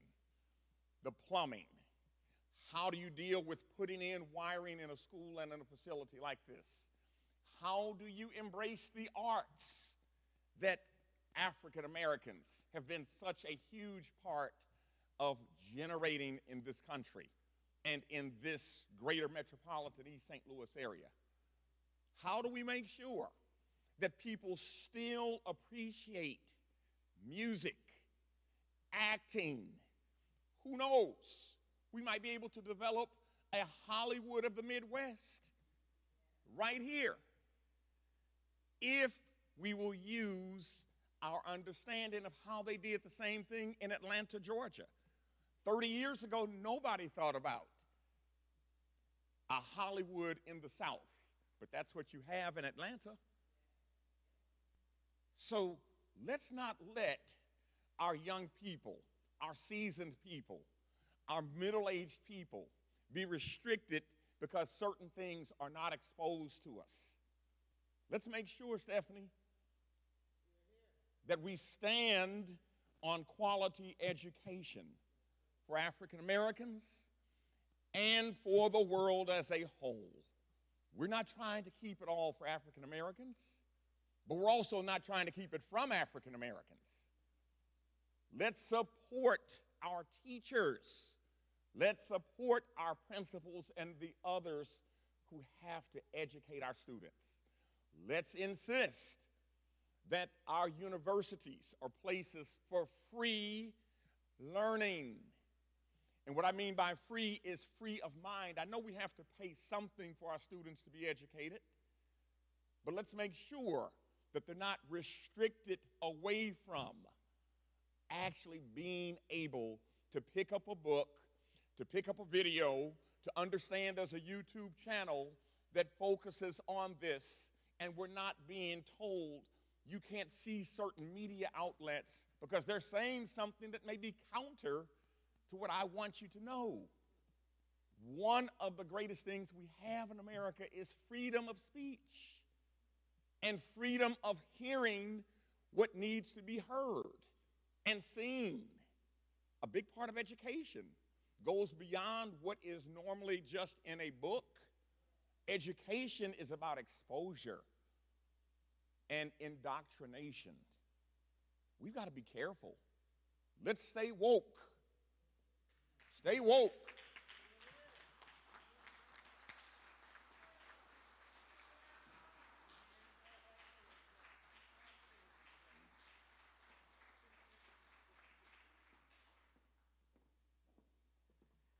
Well, there you have Mr. Alvin Parks. He's been our city manager, our mayor. He now is the director of community development for the city of East St. Louis. He's done a lot, and he just gave a mouthful, so thank you, sir. Next, I will bring up a very powerful woman, Lady Peggy Lewis LeCompte. She's a top lady. She's a top AKA, a great businesswoman. She's so much to me and more. But she will discuss racism in the environment. Please put your hands together for Miss Peggy Lewis LeCompte. Lady LeCompte, thank you. Thank you, Lady LeCompte. It was Michael Jackson who said, "What about the things you pledged to leave your only son?" And I asked the question, what about the sunshine? What about the rain? But what about all of those factories and businesses that left us dead and with pain? With that thought, my sisters and brothers, good morning. I know you need to stretch your mind, so let's do this a little bit and stretch your mind a little bit. Let's talk just a little bit. Today we come at a time of what I call shock and awe. As we gather and witness history, as we read more and learn more and look at Project 2025 and all those other projects, we find that we're participating in the shaping of what we want to be a more just and equitable future for our children. We come to a time in this very room because we understand that justice is not passive. We come because we want to ask the question and answer the question and get the answer to the question, what about us? What about the places we live? What about reparations? How are we going to make things equal? What about us? And so when I think about all those us's, I say in the metropolitan East St. Louis area, because that's what I'm going to call it, we include Cahokia and Carondelet and Centerville and Washington Park and Venice and Rush City and Washington Park and some other places I don't even remember as a child. But it is critical and crucial that today we shine a light on the devastating legacy of environmental racism that has plagued these communities. These cities stand as a stark example of how systematic racism has shaped not only our environment, but our infrastructure. It has left lasting scars on the health and well-being of residents. These predominantly African American communities have been burdened by environmental injustices. Our cities were surrounded by chemical plants, waste incinerators, and industrial facilities that released, and in all possibility probably still releasing, harmful pollutants into the air, the water, the soil, and trust me, these things affect the way you think and the way you learn. These facilities have often been placed in close proximity to residential areas, areas where people of color and limited financial opportunities lived. They were exposed and are being yet exposed to lead, sulfur, organic compounds. They're facing consequences that have been and still are dire, such as elevated rates of asthma, respiratory illnesses, cancer, emphysema, and some diseases to which we don't even have a name. Decades of neglect and discriminatory practices have left our communities grappling with chronic flooding, illegal dumping, and inadequate infrastructures. The presence of industrial plants in our region has further exacerbated the industrial situation. They have released pollutants. They have contaminated the environment. They have harmed our public health. Forget our personal health. Residents have reported higher incidences of cancer, and guess a whole lot of new cancers. We don't even have a name for all of them. Developmental disorders and other health issues. As we think about these things, it is imperative for us to address the environmental and infrastructural inequities that we can address. And yes, reparations are a part of that. But when I think of reparations, I think of first efforts. I think of mandatory performance. I think of actions that will include and clean up pollution, that will improve this infrastructure, that will invest not only in the health but the well-being of these affected communities. I speak of owning the problem that somebody has created. I think about proper food and proper health care and good shelter and education for everyone. You see, my sisters and brothers, this is not just about righting past wrongs. We are here to assure and ensure that as we leave this place, and when we leave this place today, everyone is going to be about the serious business of knowing how we're going to take on this problem.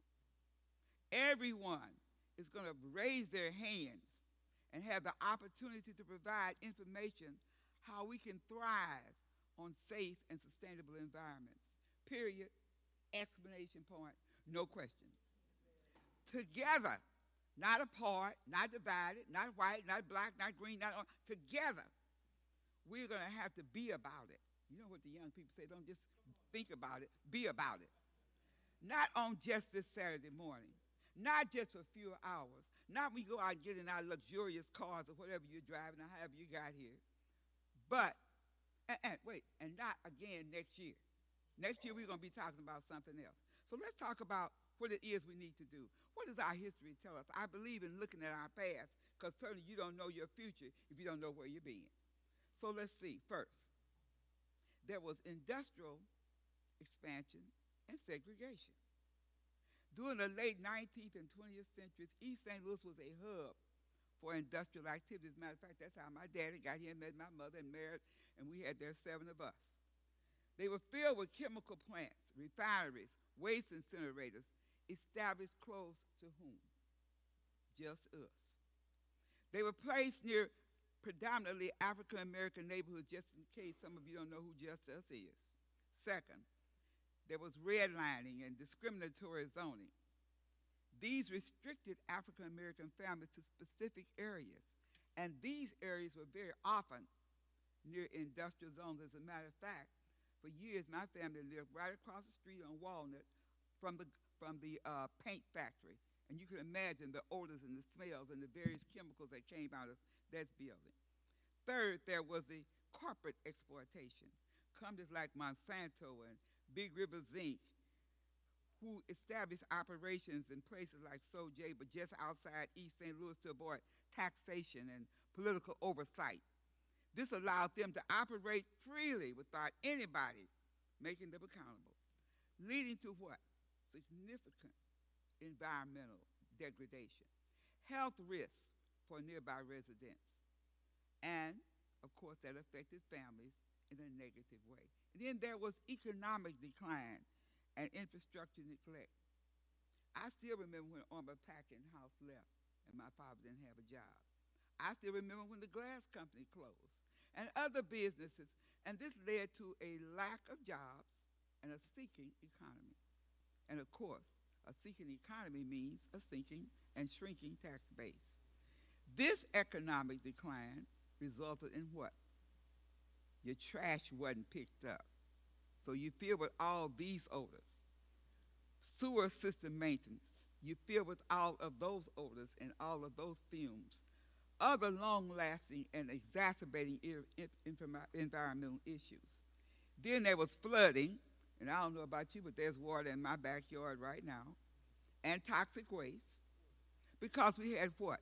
An aging infrastructure, chronic flooding, environmental toxins, contaminants from industrial sites, old and new. Some of those places have never been cleaned up. No one has ever lifted those covers on them and taken away all those chemicals and all the leftover residue there. So what do we have?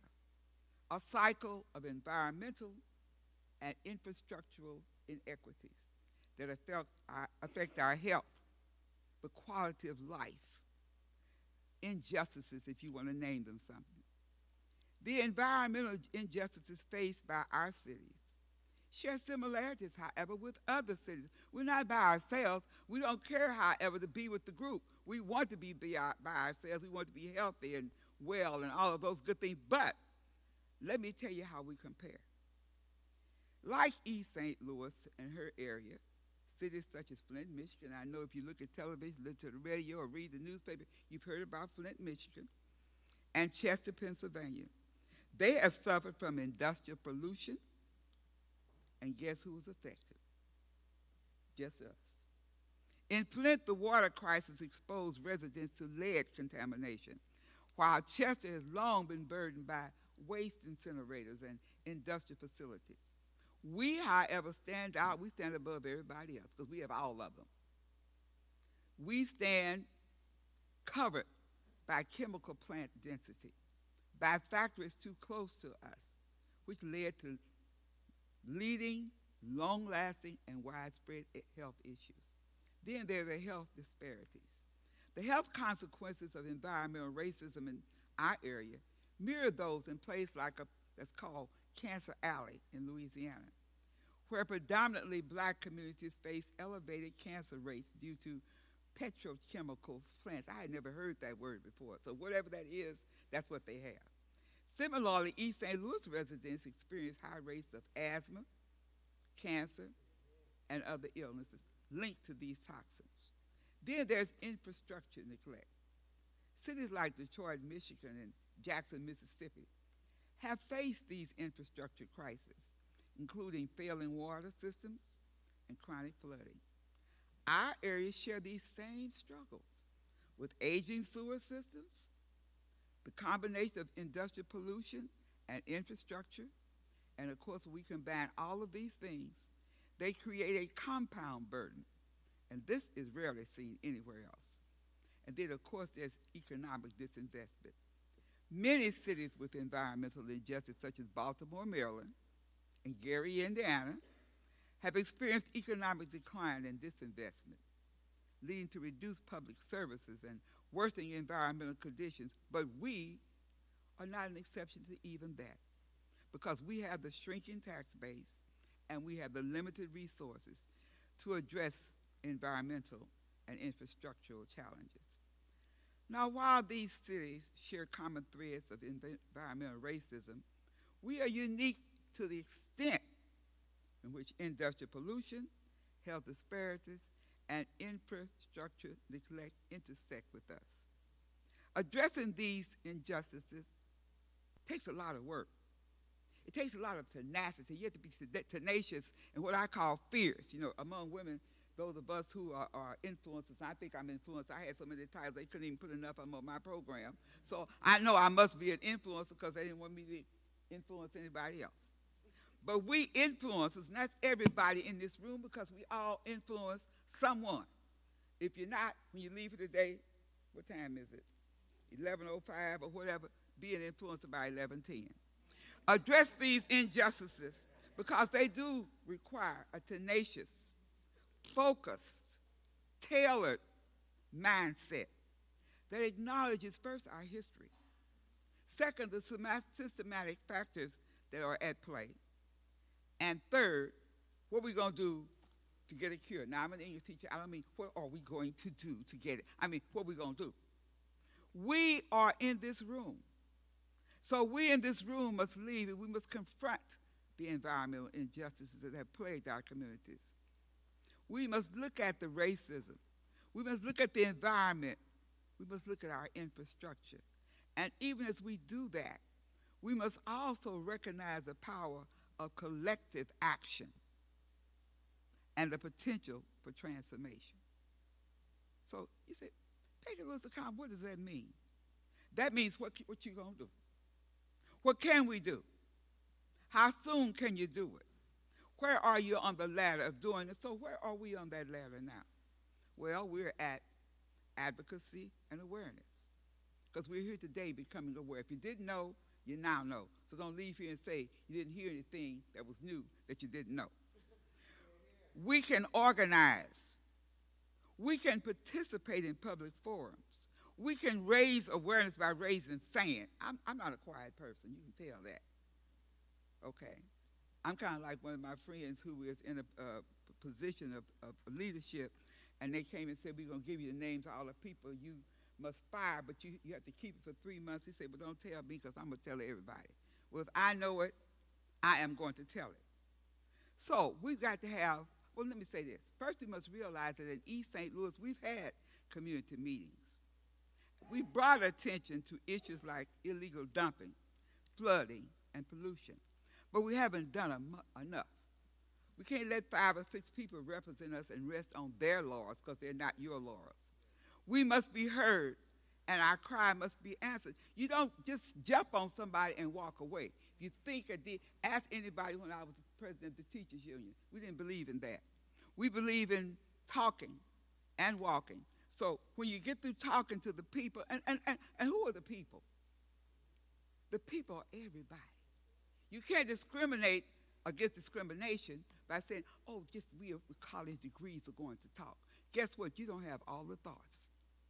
So we must talk to all the people in all the places, not some of the people in some of the places. Second, we got to collaborate with organizations. Now, let's not get all confused about being a top lady and the AK and the Delta and the C. It ain't about that.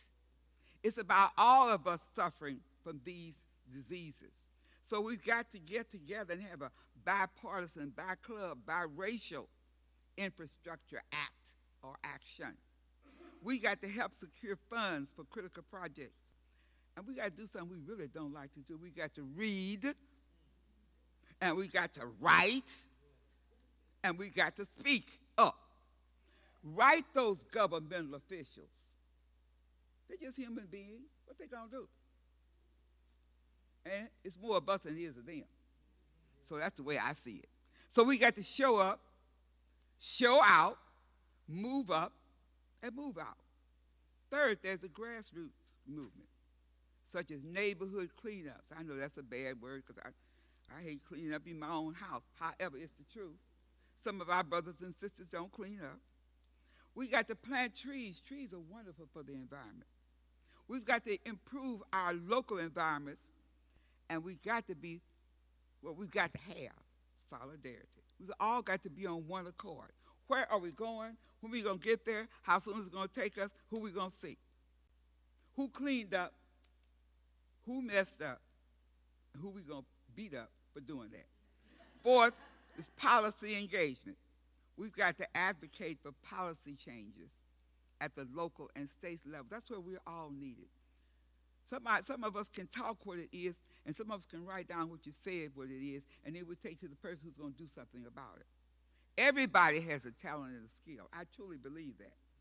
So we all, A-L-L, capitalized, punctuation marks, all that good stuff, underline, must get in line. And politics is so ugly. Life is politics. I'm saying it again. And it may be ugly. All parts of life are ugly. But so are chemicals and diseases. So get on board. Cut it out. Stop with that. Education and empowerment. Well, Alvin has talked about that quite well. So, we got to educate our people. We got to get the literature out. We got to be seen and be heard. Then we got to learn from other people's mistakes, other people's struggles. We got to read and write and look and talk to other people, such as Chester, Illinois, and Pennsylvania, where they took plans together, where they came up with efforts to hold polluting conferences and talk to the industries and go get in the face of the bosses. Change is possible. It's possible when communities unite and demand justice. When we do that, change will come. The fight for environmental and structural equity is not new. It's not that old. But it is not just about addressing past wrongs, but about building a future where everybody can thrive. Today I call on you. No, I'm going to do better than that. I'm issuing a call to action. I'm calling on you to first say, first ask yourself this, when you say, what about us, what you're talking about? The us that has the cancer, what about us? Our children who have strange diseases, what about us? The buildings that are falling down, what about us? The trash that's not being picked up, what about us? The plant that left all these pollutants. So as we move forward, one of the things we're going to do as us is call and draw inspiration from the successes to together dismantle, to ask ourselves, what can I do? How can I be a part of this? Where do I fit in? I don't fit in, I'm going to get in. This is a shared responsibility. It's not a fight about East St. Louis. It's about all of us. I can do it. You can do it. He, she, or it can do it. We can do it because it's just about us. All right.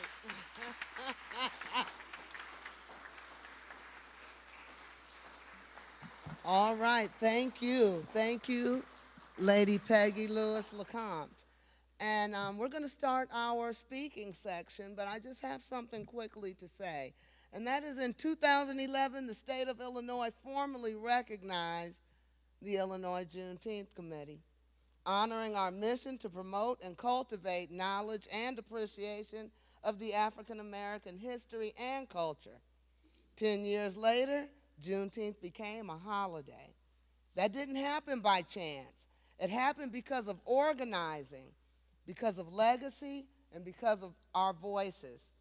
In 2017, the Illinois House of Representatives declared the Community Development Sustainable Solutions that organized, and the organization that I lead, as pillars of excellence in Southern Illinois, recognizing our unwavering commitment to education, equity, and community transformation.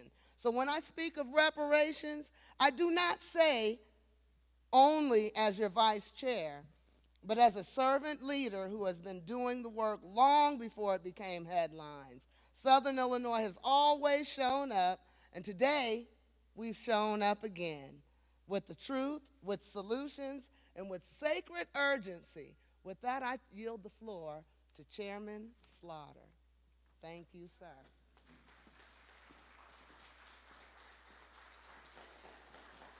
All right. Thank you so much, Vice Chair, and to each of our expert speakers. We will now begin our registered community speaker section, beginning with housing segregation and Lorenzo Savage. Before Lorenzo takes the stage, I would like to make sure that each of our community speakers comes closer to the stage so that we can make sure that there is an easy transition between each of those sections. Lorenzo?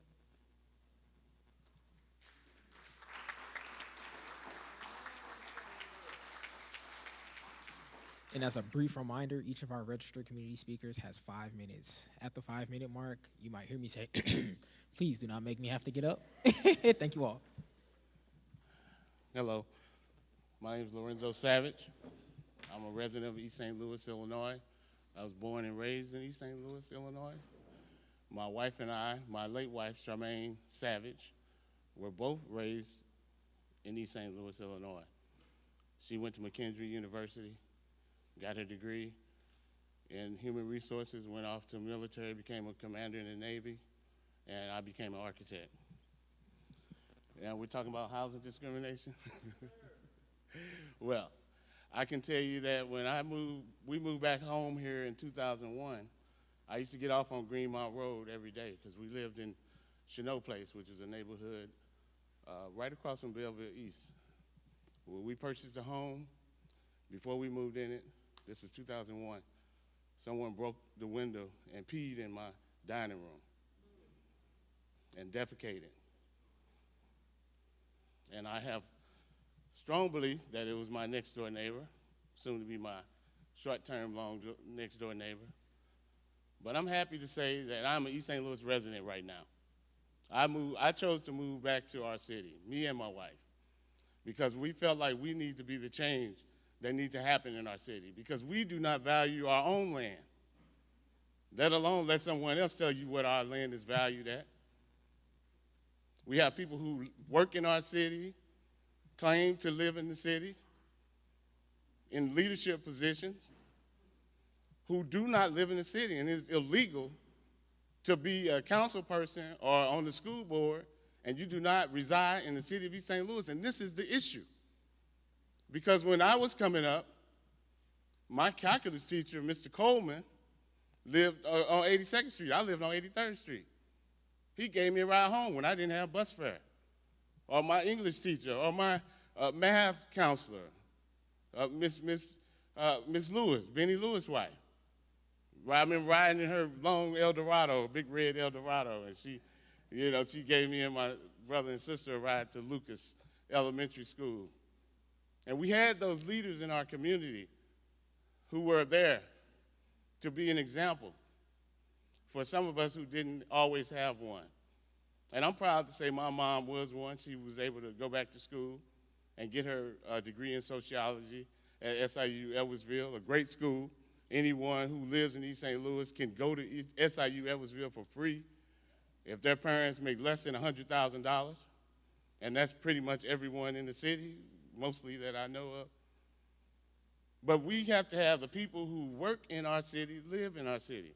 And I understand it can't be everybody, but when we have our money leaving our city every day, my tax dollars, and I see these fancy cars that are leaving the parking lot of the District 189 and City Hall and the Housing Authority.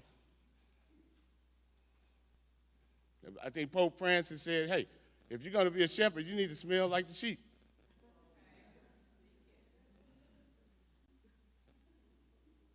And we've got some great soldiers like the late Stanford Scott, Miss Barbara Scott, who stayed in the community. Dr. Parks, Alvin Parks, people who stayed and held up the banner for us. And I was just at Clark Middle School, and it's a mess. These kids have no idea of what they're getting ready to get into. And I just have to believe that it's because we do not have representation. We do not have the people valuing our land. The only people value it, the people who are craving it, who are taking it.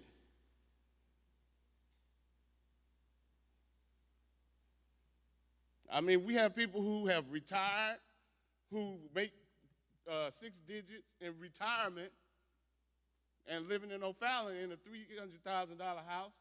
How am I doing? In a $300,000 house, paying $8,000 in taxes. I pay $2,000. But my tax is too high. He said, your tax is too high. Come home. If you work here, you need to come home. And if you're a part of the leadership and you claim to live here, move back so I won't have to call you out next year.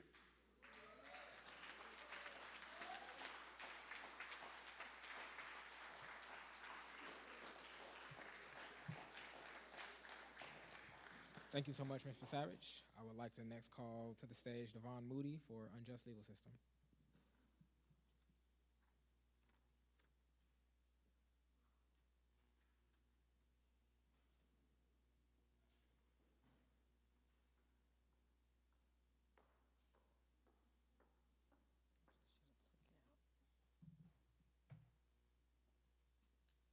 It should have been unlocked already. I apologize.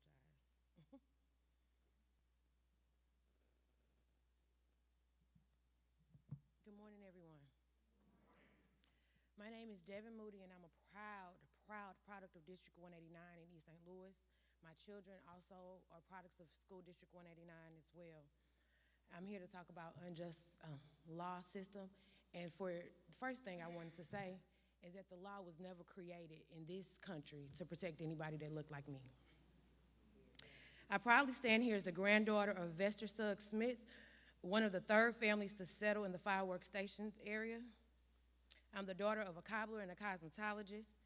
I tell people all the time that I'm mixed because my dad is from St. Louis and my mom grew up in East St. Louis.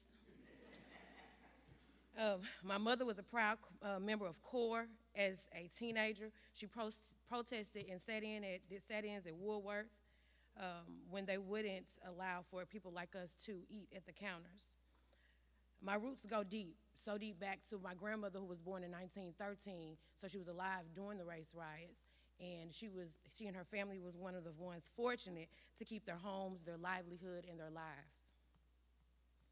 Today we gather here to talk about repair.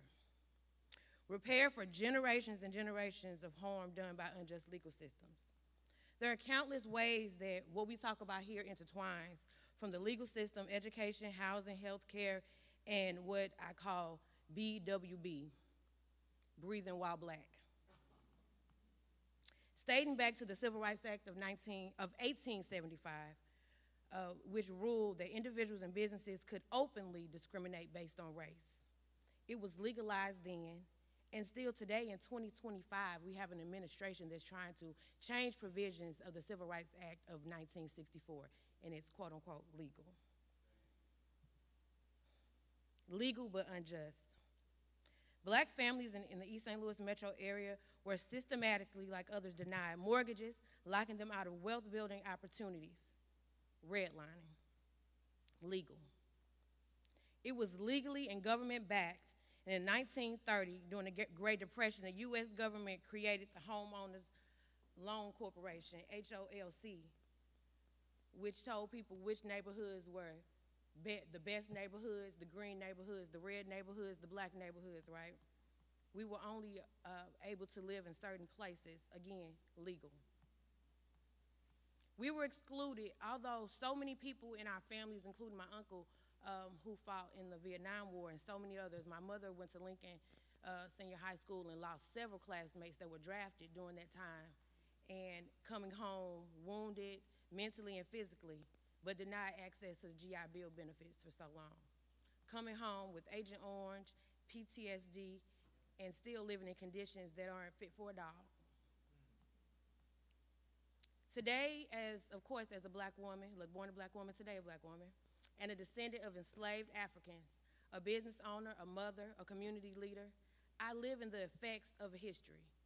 Just because my family was able to survive, just because your family was able to survive redlining, lynching, Jim Crow, systematic economic exclusion, surviving so many other economic wrongdoings, the legal justice system, survival is not justice. Repair is justice. Acknowledging the wrongdoing and taking accountability is justice. And reparations are justice. Speaking as the former campaign manager of Congresswoman Cori Bush, who introduced House Resolution 414, recognizing that the United States has a moral and legal obligation to provide reparations for the enslavement of Africans and its lasting harm on the lives of millions of black people in the United States. We deserve reparations now. What can reparations look like? Cash payments to descendants and massacre survivors, redline families, and victims of systematic exclusion. Home ownership, ownership of land, buildings. I don't need a mule, but I want my 40 acres. Student loan forgiveness, because I sit here as a mother of four working to own a home, but now a rock has been thrown because the student loans that I took out to get all these degrees and for all the letters I have behind my name, right, will soon come due and my wages will be garnished. Community controlled development funds so that East St. Louis and cities alike will be able to create sustainable prosperity from the inside out. And I sit here as the founder of the 89th Collective, which will soon open, to make sure that we have community-rooted sustainability, community-rooted innovation, because we shouldn't have to just survive. We should thrive because the country was built on our backs. Thank you.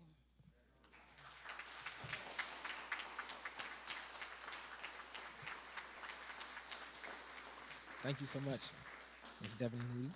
I would next like to call to the stage Professor Eugene Redmond and in the queue, Siobhan Wilson, both speaking on the topic of separate and unequal education.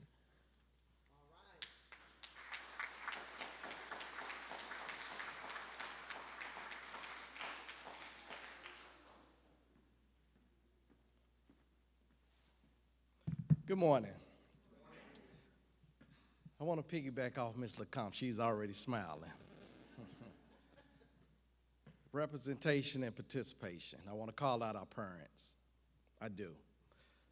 So quick are we to jump to the hierarchy and point our fingers at the politicians and the lawmakers, but what are we doing at home in our community? I don't want to just hear your voice. I want to see your face. You're right, Ms. LeCompte, we do speak very well. We write good. But when it comes to us being present, we are far from being great. There are times in the community, and I am also the VP of a grassroots org, CDSS. Our president, Stephanie Taylor, and our staff is over there in the corner. During the times that our school district hosts these different mom and dad celebratory events, Ms. Taylor fusses at me. She says, hey, you can't be everybody. You can't be everywhere. Because at any given time, we have at least 10 to 15 students that want to participate, but they don't have a parent or guardian present. How dare I talk about your yard when my yard is just as dirty? So we want our parents to step up and become an active voice. Again, to be seen, not just heard. This isn't social media. This is your child. This isn't gossip. This is knowledge we're speaking about. We have to make a difference. We have to be present. And no, I'm not taking anything, for granted. I am not going to give our government officials any slack, because when you look at it too, underserved communities receive, at best, sometimes 60% less than middle class and modernized communities. Yes, they do. But back to the point that I'm making, they state that it's because we are to receive revenue from our local communities, our residents, and as Mr. Williams said earlier, the housing market is a funding source. But when you look at communities like East St. Louis, Colquitt, they're constructed of flat land, vacant buildings, excuse my language, prostitutes. Where do I suppose to get the tax money from? I can't walk up to the pimp. Most definitely cannot go to the local drug dealer, and most of our companies are barely surviving. Now, I do understand that we have a responsibility of sustaining our own community, but up until we are back to that level, we do need the same support, the same guidance, the same love, the same acknowledgement as they give the middle class. Because our children are just as precious, just as valuable, and just as knowledgeable. Ms. LeCompte was one of my teachers. She was very hard on me. Matter of fact, I won the Scholar Quiz Championship for Ms. Peggy LeCompte. You're welcome. Went on to get 3 degrees. So let's not be deterred by the fact this funding source is totally different. There's a big disparity, and it does not mean that we cannot be champions, we cannot be kings, we cannot be queens. That we are. But I am not ignorant to the fact that it does make a difference, because as my brother Mr. Parks said, there's a big difference between staying in this flat land where I can barely get a signal, opposed to this middle class community that has the fiber optics. Big difference. You want me to Google something when my phone doesn't even work, doesn't function properly. You want me to study when I don't even have a monitor to even look at. As a matter of fact, you want me to hold my head up high when my mom and dad doesn't even tell me that they love me. I was speaking to a couple of superintendents. Now, we are great at doing a 5 essential survey lately. We are above the state margin in the East St. Louis area, just about average 25%. I want to give them their recognition.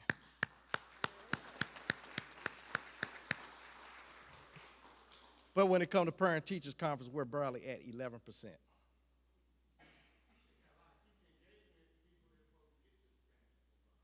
Yeah. They do. But regardless to what they make, Mr. Savage, as a parent, beat her. I get that. That's a different conversation for me. We can talk about it later. I'm calling the parents out right now. Someone else asked the very same question a time or two before. I get what we're saying. There's a big slant when it comes to the funding and the allocation and who's making what and who lives where. But don't let that dictate your child's future, educational status, and what you should be bringing to the table and helping the teachers with. Thank you.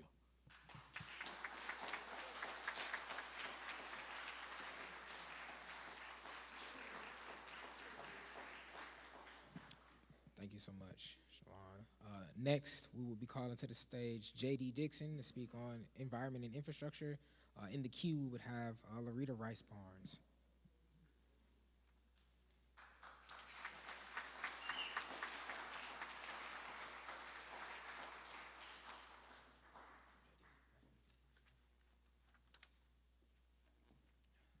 Good morning, everybody. Let's say my name is J.D. Dixon. Can y'all hear me? Or do I have to? Okay. Say my name is J.D. Dixon. I'm a founding member of Empire 13, grassroots activist organization, champions cause for racial, social, economic, and environmental justice reform, using demonstration to enact legislation, as well as Clean City Coalition East St. Louis. As he stated, I'm up here to speak on environmental racism and environmental injustice when it comes down to the black community. We started a campaign called Boots to the Streets, and it was initially to address the illegal dumping that is happening in East St. Louis. And inside of that, we talk about the culture of poverty that impacts the youth of the community in East St. Louis and other predominantly black American communities. When they go outside and they see trash, they see debris, they see construction, discarded construction material all up and down their streets as they're walking to the school, that gives them a sense of despair, gives them a sense of where can I go to? What can I rise up to? This is the community that I come from. So we wanted to address that. But inside of addressing environmental racism, when I speak about environmental racism, it's more than just trash. It is more than just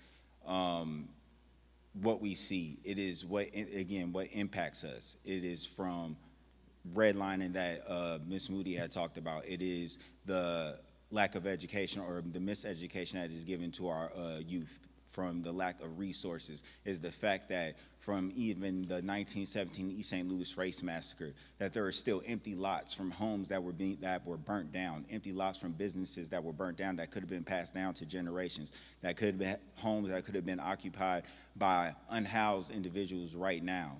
Businesses that could have been Fortune 500 companies that were burnt down by a racist white mob because we were trying to gain an economic hold for our future. And they came down and they destroyed our city because of racism. So when we talk about environmental racism, it is more than just trash. It is more than just debris. We're talking about the effects of systemic racism and the lack of resources that has not been given to predominantly Black American communities across the country. And that's why we talk about reparations.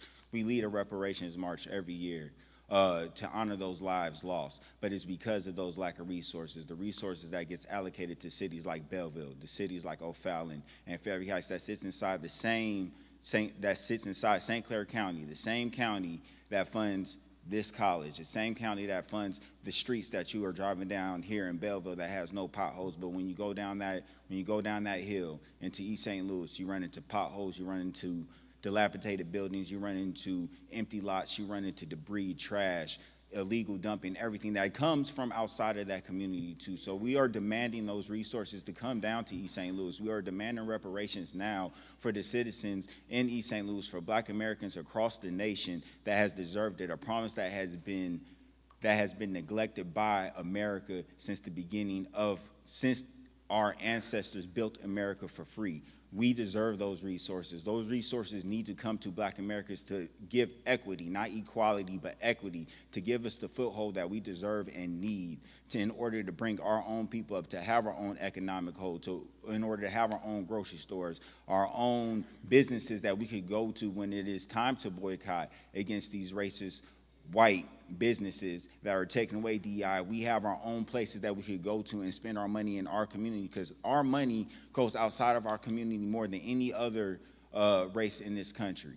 And it is because of the economic disparities that we have faced. And even when it comes down to education, the reason why there are so many, as the speaker before me was saying when he talked about sex workers and pimps, we have the lack of education because of oppression that is deliberately done to our children, that is deliberately done to us, because when we do not have the knowledge, when we do not have the know-how, then what else is there to do, which again goes into the culture of poverty. When we do not have those type of resources, when we do not have the same outlook that is given to predominantly white communities, then that's where we go to. But that is by design. That is not because of who we are or where we're from. It is by design. It is by the United States government that this is done. So when we talk about reparations now, it goes into economics, it goes into education, it goes into, yes, environmental racism, the ending of polluting our neighborhoods, because when you go into East St. Louis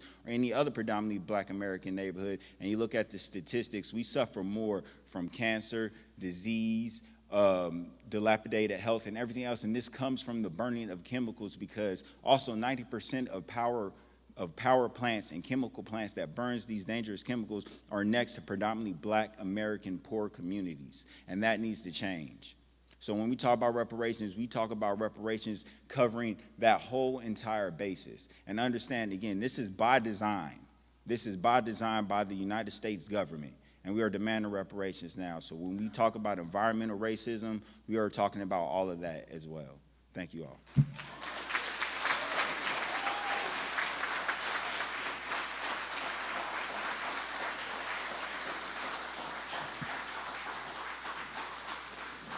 I would next like to call up Loretta Rice Barnes.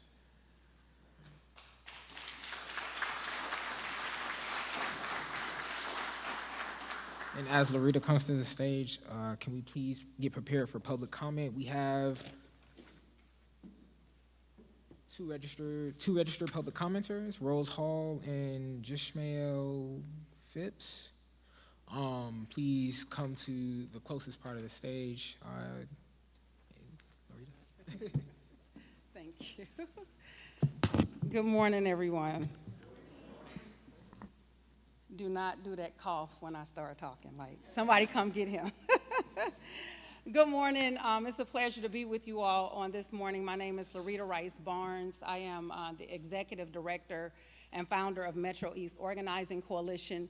We go under the name MEOC. Our work is steeped in organizing around racial and economic dignity and focusing on systemic issues that seek out to go against the very isness of our people, but also what we're talking about today, destruction of land and the lack of resources. Do not do that cough. All right. What I'm going to attempt to do in this 5 minutes, because there's not a lot of time to really delve into the topics that we're talking about today. We've heard a lot discussed already. Some of the things that I mentioned may be overlap or intersectionality to what has already been said, but I'll try to keep it brief and as concise as possible. East St. Louis, once a thriving industrial city, faces major infrastructure challenges that impact public health, safety, economic development, and the quality of life. In order for things to progress and to be sustainable, there must be a coordinated strategic effort and strategic plan that is well-funded, inclusive of a dedicated response to stabilize and to revitalize the community.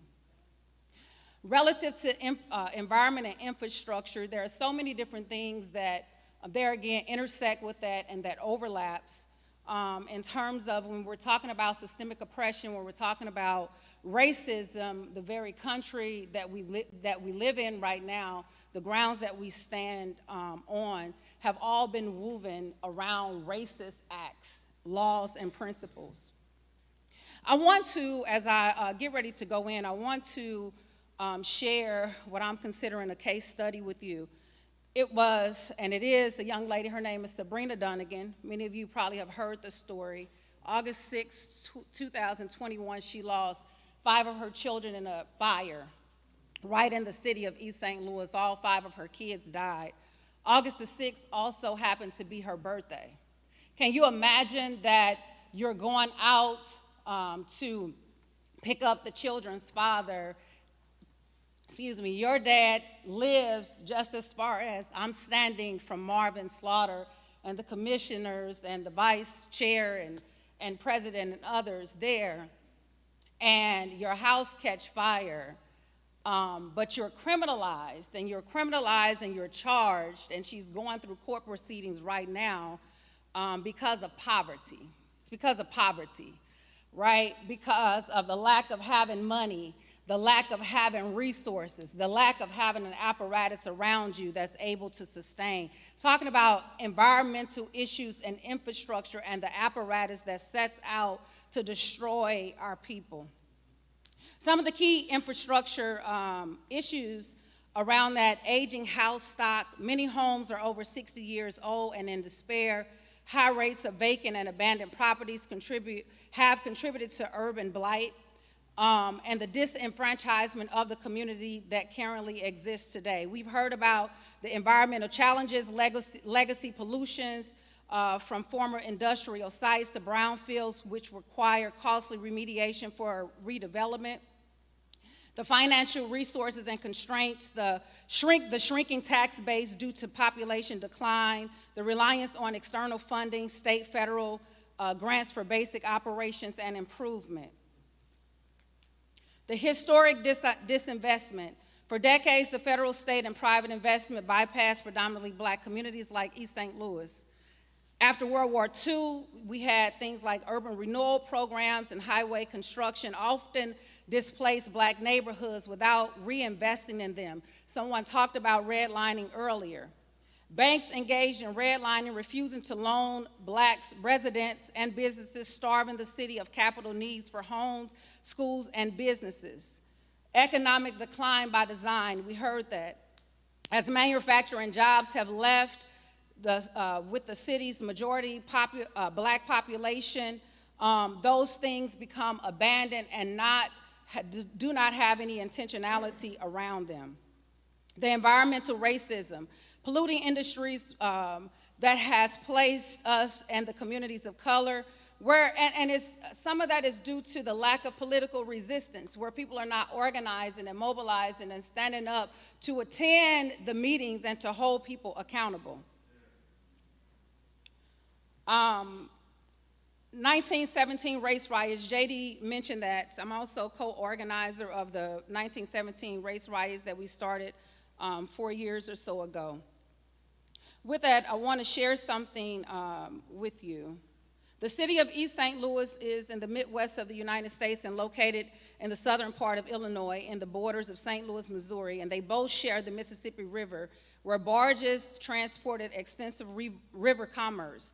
The city gained its name on April Fool's Day, April 1st, 1861. The city, once known as Illinois Town, that had only been chartered 1 month prior to being named East St. Louis. The new name was approved by the peoples by a whopping vote of 183 to 89 to 41. According to the images of America, East St. Louis still is in decline and going down. I see you standing. Do not make that sound. In East St. Louis here, with the political corruption still that is existing and the things that we need to address in our community, one of the things that I want to share with you as I prepare to go to my seat that has caused the city's decline is those things of racism and systemic oppression and not allowing the coordinated efforts to happen to keep us moving forward in the things that we need to do.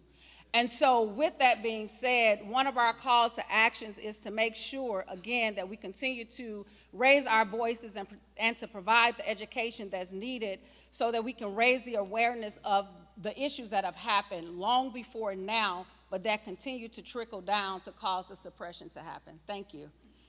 Thank you for not doing that. Thank you. Too much to say in 5 minutes.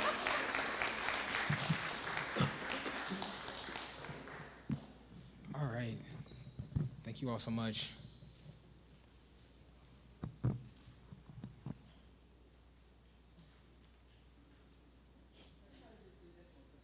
Okay.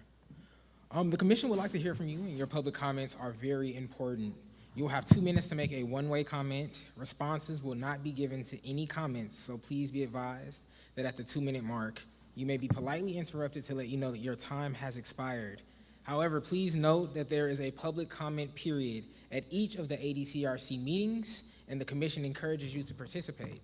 You may also submit a written comment at any time by emailing adcrc.comments@illinois.gov. In addition, there is a QR code at the bottom of each of your programs that will allow you to submit public comment to our Slido link. I would like to begin calling numbers 1 and 2 for public comment, please. Yes, I think so.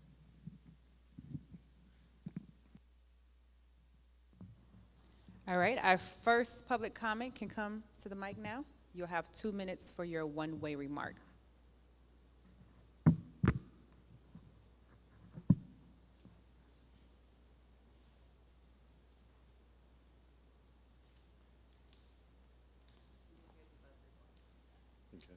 Hello, everybody. My name is Corey Dickerson. I'm an honors student here at SWIC.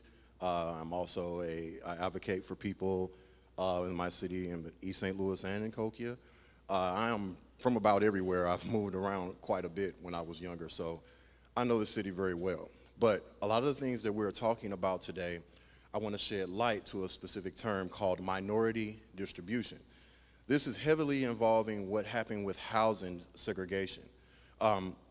Minority distribution is deliberate, concentrated displacement and confinement of African Americans and also other marginalized groups. And it is where they put us in specific neighborhoods, often by force, policy, and economics, and neglect. And we also face neglect. And it was not by accident, it was by design. I don't have a lot of time here, so I'm gonna try my best. So recently I ran for mayor of Coquia Heights, and it was just simply because I feel that we lack representation. Over 70% of mayoral campaigns go uncontested in the state of Illinois. So with that being said, we lack that representation. We need to be able to have ownership within our own community. You guys touched on a lot. Racial violence of East St. Louis in 1917 with a massacre, redlining, homeownership, the homeownership loan corporation, which is now just being manipulated differently through HUD housing. We also have urban planning, where they place the highways, where they have put us specifically cutting right through our neighborhoods, disfranchising us more. And then we look at job extractions. After the riot, a lot of those companies moved, and they forced us out. They forced a lot of us out and seized control of the land, and we lost ownership of those homes. And then we look at the environmental problems that we have. There are cases where the Army Corps of Engineers wanted to work on our levees, but they were sued, and they were stopped in their progress in order to make sure that these things don't go any further. Okay, thank you. Thank you for those remarks. The second public commenter, you could come now. You have 2 minutes as well. Good morning, everybody. Excuse me, kind of nervous. It is an honor to stand before you today, just not as a guest, but as we witness history being corrected and the future being reimagined. This commission is a testament to the fact that we are not waiting to be handed justice, but we are organizing it, researching for it, and demanding it. Let this work be bold, let it be unapologetic, and let it be rooted for the truth, because our people deserve the remembrance but repair. Thank you, and let this work continue.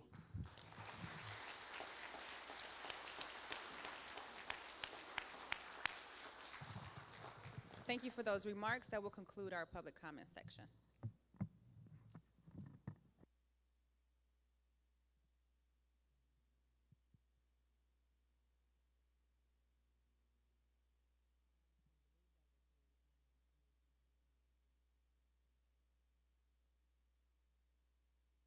Is that fine? All right. This will conclude our public comment after this gentleman. You have 2 minutes for your one-way remark. Thank you, and I want to thank the commission for the great work that you all are doing, because we know that reparations are the only way this country is going to move forward. But we as a people have to be prepared for reparations. We have to prepare our communities, and we have to do the work in our communities to be ready for it. I mean, we have development going on here. Like I said, I used to live up here, and I'd get off on Green Mile Road. It wasn't nothing up here. It was pine trees and farms. There was a Mid-America Medical District plan done that was supposed to be in East St. Louis. East St. Louis, downtown East St. Louis, 2008. Around 2013, they expanded the area.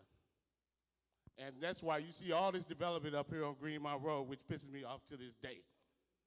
Because they use East St. Louis always as to get funding for what they want to do. And we're talking about housing, medical office buildings, medical facilities, hospitals, jobs. I mean, I'm telling you, this happened to us. And we still are part of the Mid-America Medical District. So we need to fight and make sure that we get our piece of the pie. Because our downtown, East St. Louis, is a travesty. I see Belleville, they have art on the square, chili cook-offs, all these different functions that bring revenue to the city. Where is our leadership?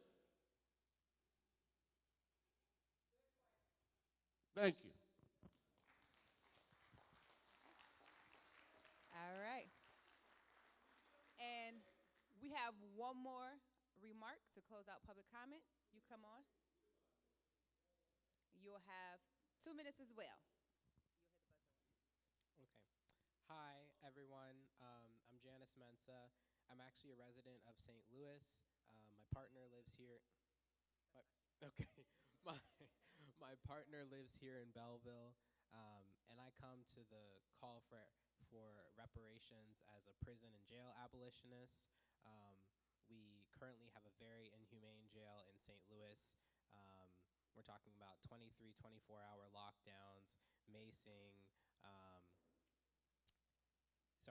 macing, excessive force, sexual assault, and things like this. And we have recently heard kind of whispers and rumblings about building a new jail, a bigger jail. So I also want us to think about with reparations, directing that at the direct descendant of the evolution of slavery, which is prisons and jails. And we're increasingly seeing mass incarceration expanded, particularly now into the immigrant and migrant spaces, and also with our youth. So that's all I wanted to say. Just think about abolition as a form of reparations and a very important frontier for reparations.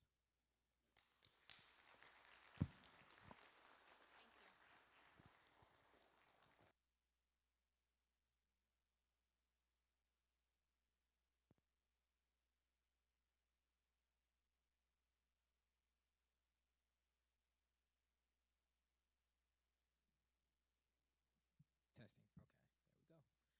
And that now concludes our public comment. I would like to acknowledge each of you and thank you all for coming and joining us for our ADCRC public hearing. I would like to outline a few of our next steps. So all of the information that has been taken today will be utilized and synthesized down and included in our harm report, which will be the basis for all of our preliminary recommendations. Each of you, if you would like to, remain abreast of that work, we do have public meetings that everybody is invited to attend. You can attend either in person at designated sites, which you can find at our website, or online and participate via WebEx. Our final harm report is scheduled to be published sometime between December of 2025 and January of 2026. That will include a synthesis of all of the literature regarding the 11 areas of harm that the Reparations Commission has adopted. 4 of those areas, which you have all spoken on and heard about today.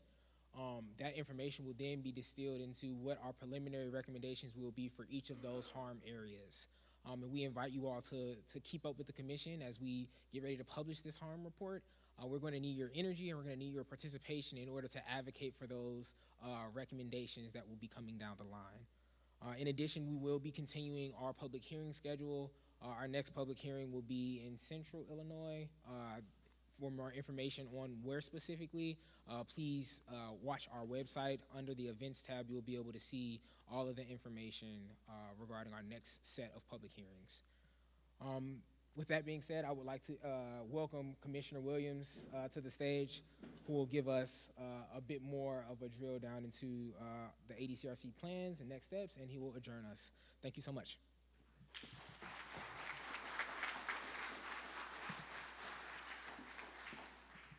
Thank you all for being here today.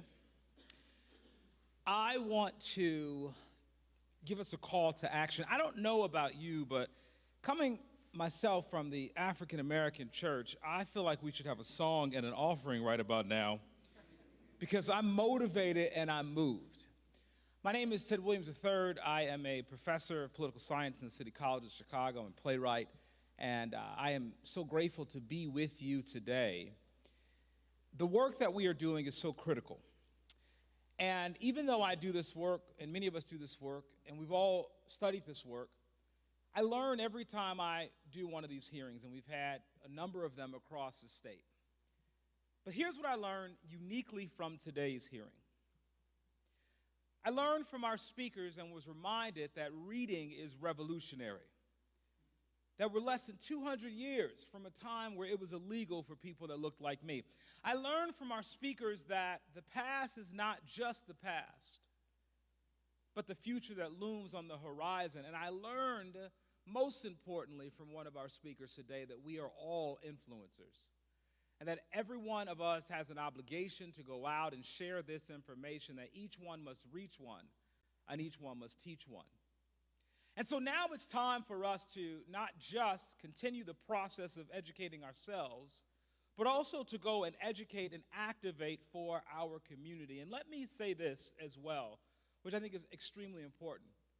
We have been doing this work now for just about 2 years, and we are gathering information. We have a research team. We are doing the hard work, and we have sometimes people say to us, why are you all taking your time to do this?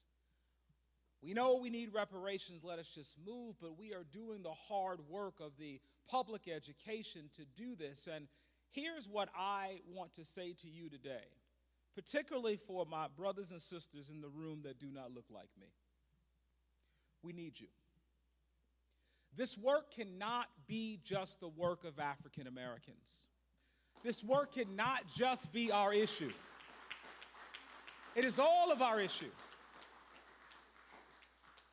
If we allow the enemies of progress to relegate our work to just a black thing, then our nation does not become what our nation should become. We have a president right now that wants to talk about making our nation great again, but I say we ought to make our nation great once and for all.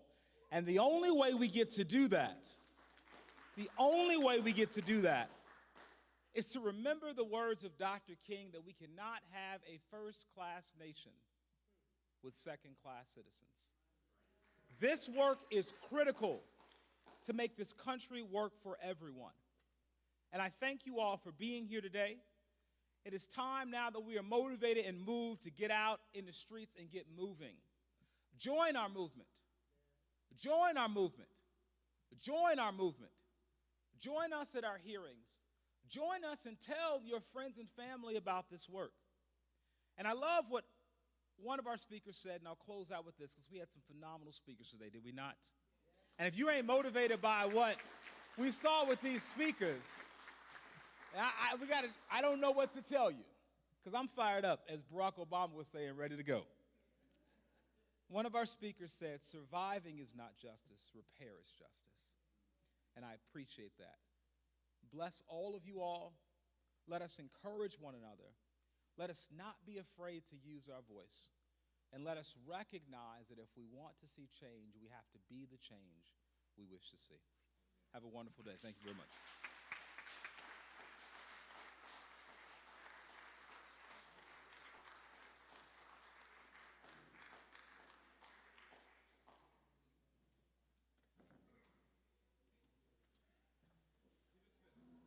Can each of our speakers please come to the stage for a quick photo?